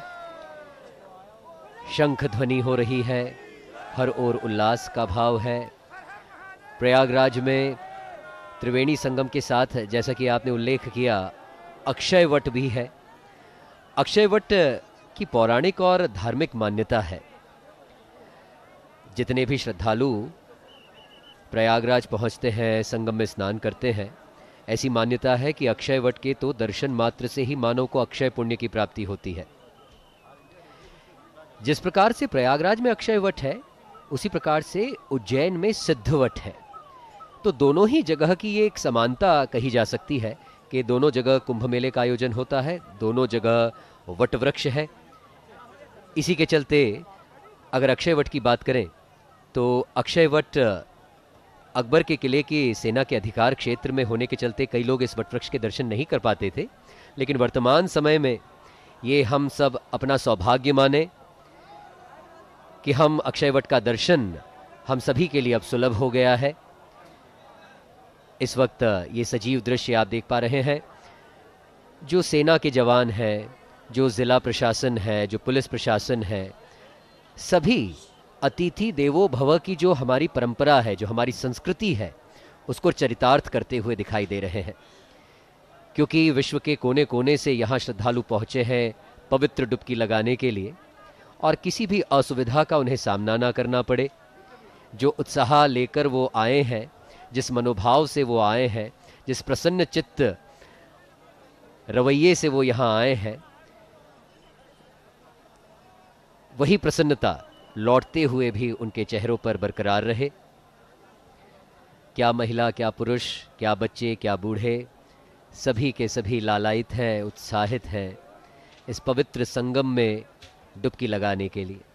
ऐसी मान्यता है प्रवीण जी कि जब महाकुंभ की युति बनती है, जब ये खगोलीय स्थितियां निर्मित होती है, तो ऐसा माना जाता है कि स्वयं देवता भी, स्वयं देवगण भी आते हैं और पुण्य जो नदियां हैं, जो पावन जल है, उसमें स्नान करते हैं। और उस स्नान में जब हम मनुष्य स्नान करते हैं तो निश्चित अमृतत्व की प्राप्ति हो जाती है। It's not just about the place, it's not just about the process, it's about the time also, Mayank, you're rightly saying. And I was mentally planning for a dip and look at the weather, but many people advise me, when you see an 80-year-old or 70-year-old guy to take a dip, holy dip, then you'll realize that it's not that hard, it's not that difficult to take a dip, and I'll surely go for it because it's an opportunity. and you must also go there to take a dip. It's a, great opportunity. The Kumbh Mela is a confluence of sacred rivers and sacred time, which you are talking about, with a colossal number of people, millions of lay pilgrims all across the globe. We have witnessed many foreigners here also, religious practitioners, volunteers, ascetics. They live together in the tent city created on the huge expanse of sandy river beds. Adherents of many Indian traditions, sometimes unethical to each other, converge to observe a single ritual bathing in the river or rivers. And they come as well to benefit from the company of spiritual teachers and aspirants. There is no other ecumenical event in the world. This is the hugest, largest, biggest event in the whole world, held on such a vast scale, where ascetics and lay people from technologically disparate traditions coexist and coalesce. The Kumbh Mela pragmatically promotes the pluralism inherent in Indian civilization by creating the spatial and psychological conditions in which followers of disparate traditions live together, reflecting the spirit. By whatever path you go, you will have to lose yourself in the one. वाकई मानवता की अमूर्त सांस्कृतिक धरोहर है ये महाकुंभ मेला, जिसका वाक्यांश भी सनातन गर्व ये है महाकुंभ महापर्व। जहां गंगा स्नान करने के लिए, जहां त्रिवेणी संगम पर स्नान करने के लिए करोड़ों की तादाद में श्रद्धालु इस मनोभाव से पहुंच रहे हैं कि रोग का नाश होगा, शोक का नाश होगा। रोगम शोकम तापम पापम हर में भगवती कुमति कलापम त्रिभुवन सारे वसुधा हारे त्वमसी गतिर्मम खलु संसारे। ये कुंभ मेले की अगर बात करें भौतिक रूप से 5 क्षेत्रों में बटा है ये महाकुंभ नगर। पहला तिलियारगंज, जहां 5 सेक्टर्स हैं, सेक्टर क्रमांक 6 से सेक्टर क्रमांक 10। दूसरा क्षेत्र है झूसी, जहां सेक्टर क्रमांक 11 से लेकर 22 और सेक्टर 5 है। तीसरा क्षेत्र संगम क्षेत्र, जहां सेक्टर 3 और 4 स्थापित किए गए हैं। चौथा क्षेत्र परेड ग्राउंड, जहां सेक्टर 1 और सेक्टर 2 है। और अंतिम क्षेत्र है नैनी का अरेल, जहां सेक्टर 23, 24 और 25 स्थापित किए गए हैं। और इन सभी सेक्टर्स को जोड़ने के लिए 30 पुल बनाए गए हैं, 30 तोरण द्वार हैं, जहां से प्रवेश कर रहे हैं श्रद्धालु। वाकई इन श्रद्धालुओं की, इन भक्तों की भक्ति को, इनके समर्पण को नमन करते हैं हम, क्योंकि ये भी एक तपस्या है। ये समर्पण का भाव, ये भक्ति भाव, ये श्रद्धा भाव जो इन्हें अपने गुरुओं के सानिध्य तक खींच लाया है, जो इन भक्तों को तीर्थराज प्रयागराज तक खींच लाया है। कोई भौतिक अव्यवस्था महसूस नहीं होती। इस डिजिटल दौर में हर कोई अपने मोबाइल फ़ोन में छाया चित्र कैप्चर कर लेना चाहता है, इन दृश्यों को कैप्चर कर लेना चाहता है, क्योंकि अभी नहीं तो अब से 12 वर्षों के बाद ही ये दृश्य देखने को मिलेंगे। क्या लगता है आपको आनंद जी? 12 वर्षों के इंतजार के बाद जब कुंभ आता है तो हर कोई इसका साक्षी बनना चाहता है और डिजिटल दौर में यादें सहेजना चाहता है। उत्साह है, जश्न का माहौल है, क्योंकि आज से आगाज हुआ है 144 वर्षों के बाद आने वाले महाकुंभ का। कुंभ मेला शताब्दियों से अनवरत चली आ रही उस सांस्कृतिक यात्रा का पड़ाव है जिसमें नदियां हैं, कथाएं हैं, मिथक हैं, अनुष्ठान हैं, संस्कार हैं, सरोकार हैं और शामिल हैं हमारी अनगिनत आध्यात्मिक और सामाजिक चेतनाएं, जिनके बलबूते हम अपनी परंपराओं को बखूबी निभाते हुए अपनी बनावट को संजोते चले आए हैं। अथक प्रवाहमान इस यात्रा में नदियों की आवाजें भी शामिल हैं, जिन्हें सुनने स्वयं कुंभ आता है। और कुंभ में शामिल होने का स्वप्न संजोए लाखों करोड़ों लोग भी आते हैं। और ये अरैल है जिसे अलर्कपुरी भी कहा जाता है। ऐसी मान्यता है कि अलर्कपुरी काफी पुराने जमाने में धार्मिक आस्था का केंद्र हुआ करता था और वहां के ये कुछ दृश्य हमने देखे जहां पर भी विशेष व्यवस्था दूरदर्शन की तरफ से की गई है और वहां से लाइव विजुअल्स हम समय समय पर दिखाते रहते हैं।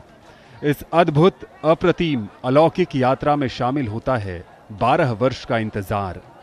पवित्र नदियों के पुण्य तट, नक्षत्रों की विशेष स्थिति, विशेष स्नान पर्वों की धमक, साधु संतों की जुटान, धर्म आकाश के सभी सितारे और उनका वैभव, कल्पवासियों की आकांक्षाएं और देखते ही देखते दुनिया के सबसे बड़े अस्थायी नगर का बस जाना।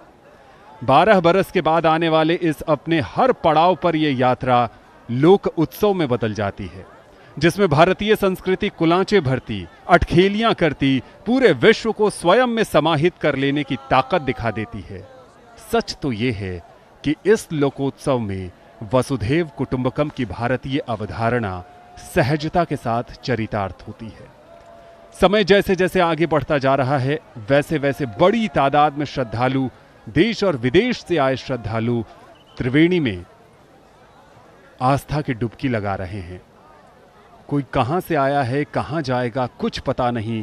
सबको गंगा मां ने बुलाया है और उस अदृश्य बुलावे पर, अदृश्य आमंत्रण पर लाखों करोड़ लोग यहां पर आए हैं।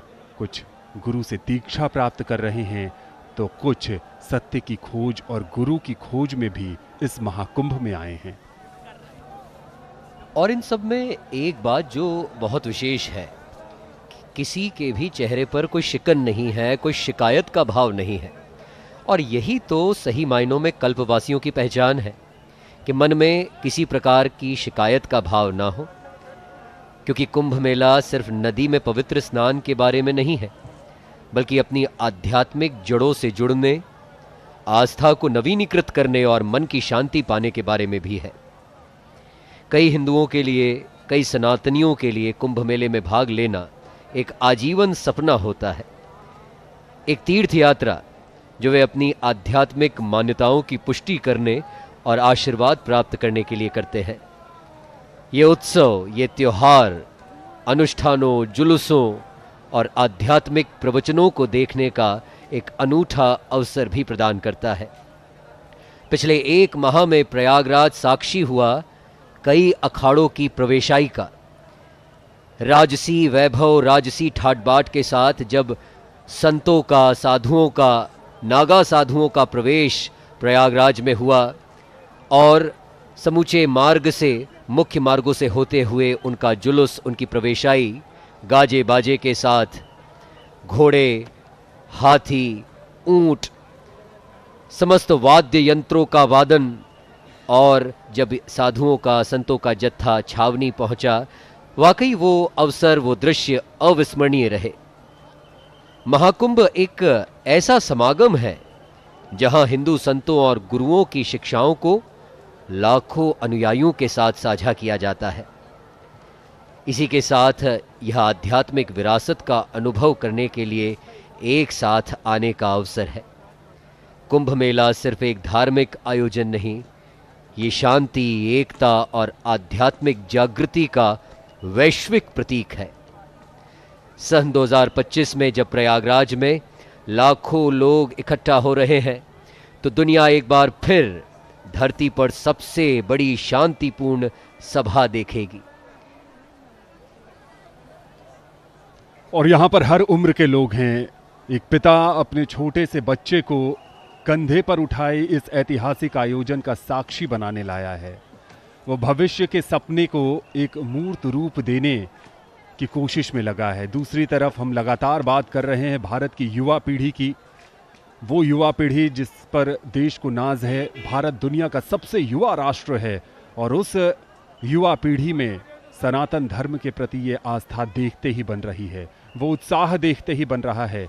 हर लोग अपने अपने कार्य क्षेत्र से अवकाश लेकर इस ऐतिहासिक भव्य और दिव्य महाकुंभ में शामिल होने आए हैं, क्योंकि उन्हें पता है कि उनके जीवन में ऐसा अवसर एक ही बार मिलता है, क्योंकि 144 वर्ष का जो समय है बहुत लंबा समय है और हम सब के जीवन में ये ऐतिहासिक अवसर एक ही बार आया है और हम सब चाहते हैं कि इसका साक्षी बने, प्रयागराज में आएं, त्रिवेणी में डुबकी लगाएं। अगर आप कहीं से भी ये प्रसारण देख रहे हैं और परिस्थितियां ऐसी नहीं हैं कि आप प्रयाग नहीं आ सकते, तो कोई बात नहीं, दूरदर्शन के माध्यम से आप सभी अमृत स्नान और प्रमुख पर्व स्नानों का सीधा प्रसारण देख सकते हैं और उनके माध्यम से भी आप पुण्य कमा सकते हैं। क्योंकि कई शास्त्रों में कहा गया है कि तीर्थराज की व्याख्या सुनने से, पवित्र तीर्थों की कथाएं सुनने से, वहाँ के दृश्य देखने से ही आपको बहुत सारा पुण्य मिल जाता है। वास्तव में भारतीय संस्कृति की अवधारणा में ही सामूहिकता निहित है। हमने प्रारंभ से ही विश्व को एक कुटुंब की तरह मानकर स्वयं को प्रस्तुत किया है। हमारी सभी सांस्कृतिक चेतनाओं में समूह पहले आता है, फिर व्यक्ति। यही वजह है कि कुंभ जैसे आयोजन केवल देश को ही नहीं बल्कि पूरे विश्व को अपने भीतर सहेज लेने का सामर्थ्य रखते हैं। यही वजह है कि किसी भी कुंभ मेले में पग पग पर संस्कृतियां अपनी पूरी रौ में चमकती दमकती मिल जाती है और वही यहां भी नजर आ रहा है। और आज पौष शुक्ल पक्ष की पूर्णिमा का पर्व स्नान का सजीव प्रसारण जब अपनी संपन्नता की ओर अग्रसर हो रहा है, हर कोई सूर्य को अर्घ्य देना चाहता है, क्योंकि पौष पूर्णिमा पर सूर्य पूजन का भी अत्यंत महत्व बताया गया है। गंगे च यमुने चैव गोदावरी सरस्वती, इन पवित्र नदियों में इस संगम स्नान करने का जो पुण्य लाभ अर्जित होता है वो अब अपनी संपन्नता की ओर अग्रसर हो रहा है। कल यानी मकर संक्रांति 14 जनवरी 2025 मंगलवार को होगा राजसी स्नान। अमृत स्नान का सजीव प्रसारण भी आप दूरदर्शन नेशनल, यूट्यूब प्लेटफॉर्म और प्रसार भारती के वेव्स OTT प्लेटफॉर्म पर प्रातः 5 बजे से देख पाएंगे और इस सजीव प्रसारण में आप भी अमृत स्नान में पवित्र डुबकी लगा पाएंगे। कल अमृत स्नान मकर संक्रांति के शुभ अवसर पर 5 बजे प्रातःकाल से हम आपके साथ जुड़ेंगे और ये अद्भुत दृश्य कल और अद्भुत बन जाएंगे, क्योंकि कल नागा साधु भी त्रिवेणी में शाही डुबकी लगाने आएंगे, अमृत स्नान करने आएंगे। साथ ही साथ सभी अखाड़े क्रमवार अमृत स्नान करने आएंगे और उसके बाद करोड़ों श्रद्धालुओं के कल आस्था की डुबकी लगाने की उम्मीद है। हर कोई अपने घर से निकल गया है, हर कोई जहां भी रहता है उसको गंगा माँ ने बुलाया है, यमुना ने आवाज दी है, सरस्वती ने पुकारा है और वो दौड़ा चला आ रहा है अमृत स्नान में डुबकी लगाने के लिए। तीर्थराज प्रयाग की महिमा अपरंपार है। हर कोई चाहता है कि वो यहाँ आए, महाकुंभ का साक्षी बने और अपने जीवन में आने वाली पीढ़ियों को ये बताए कि 144 वर्षों के बाद जब कुंभ का आयोजन तीर्थराज प्रयाग में हुआ था तो मैं उसका साक्षी था, मैं वहाँ पर अमृत स्नान में गया था। मान्यता तो ये भी है कि अमृत स्नान में जब नागा सन्यासी स्नान के लिए जाते हैं तो उनको देखने मात्र से पुण्य का लाभ मिलता है। जो अखाड़े जाते हैं उनको देखने मात्र से पुण्य का लाभ मिलता है। और जो व्यवस्था की गई है, ये देखिए, उम्र पीछे छूट गया है और मन का विश्वास इतना ज़्यादा गहरा है कि तमाम आयु के लोग यहाँ इस ठंड में, कड़ाके की ठंड में, जहाँ अब तक सूर्य देवता की तरफ से धूप नसीब नहीं हो रही है, लोगों को घना कोहरा छाया हुआ है, उसके बावजूद तमाम उम्र के लोग यहाँ पर आस्था की डुबकी लगाने आए हैं। मन में विश्वास है, भरोसा है और जो योग बनते हैं कुंभ में उस पर बहुत आस्था है। और ये तमाम जहां तक आपकी नजरें जाएंगी वहां तक लोग हैं। प्रयाग की महिमा के साथ हम आपको छोड़े जाते हैं आज के सीधा प्रसारण में। प्रयागम तीर्थराजम च गंगा यत्र विशेषतः त्रिवेणी संगमे पुण्यम धर्म संगम अद्भुतम। दूरदर्शन के इस सजीव प्रसारण से जुड़ने के लिए आप सबका बहुत बहुत आभार। नमस्कार।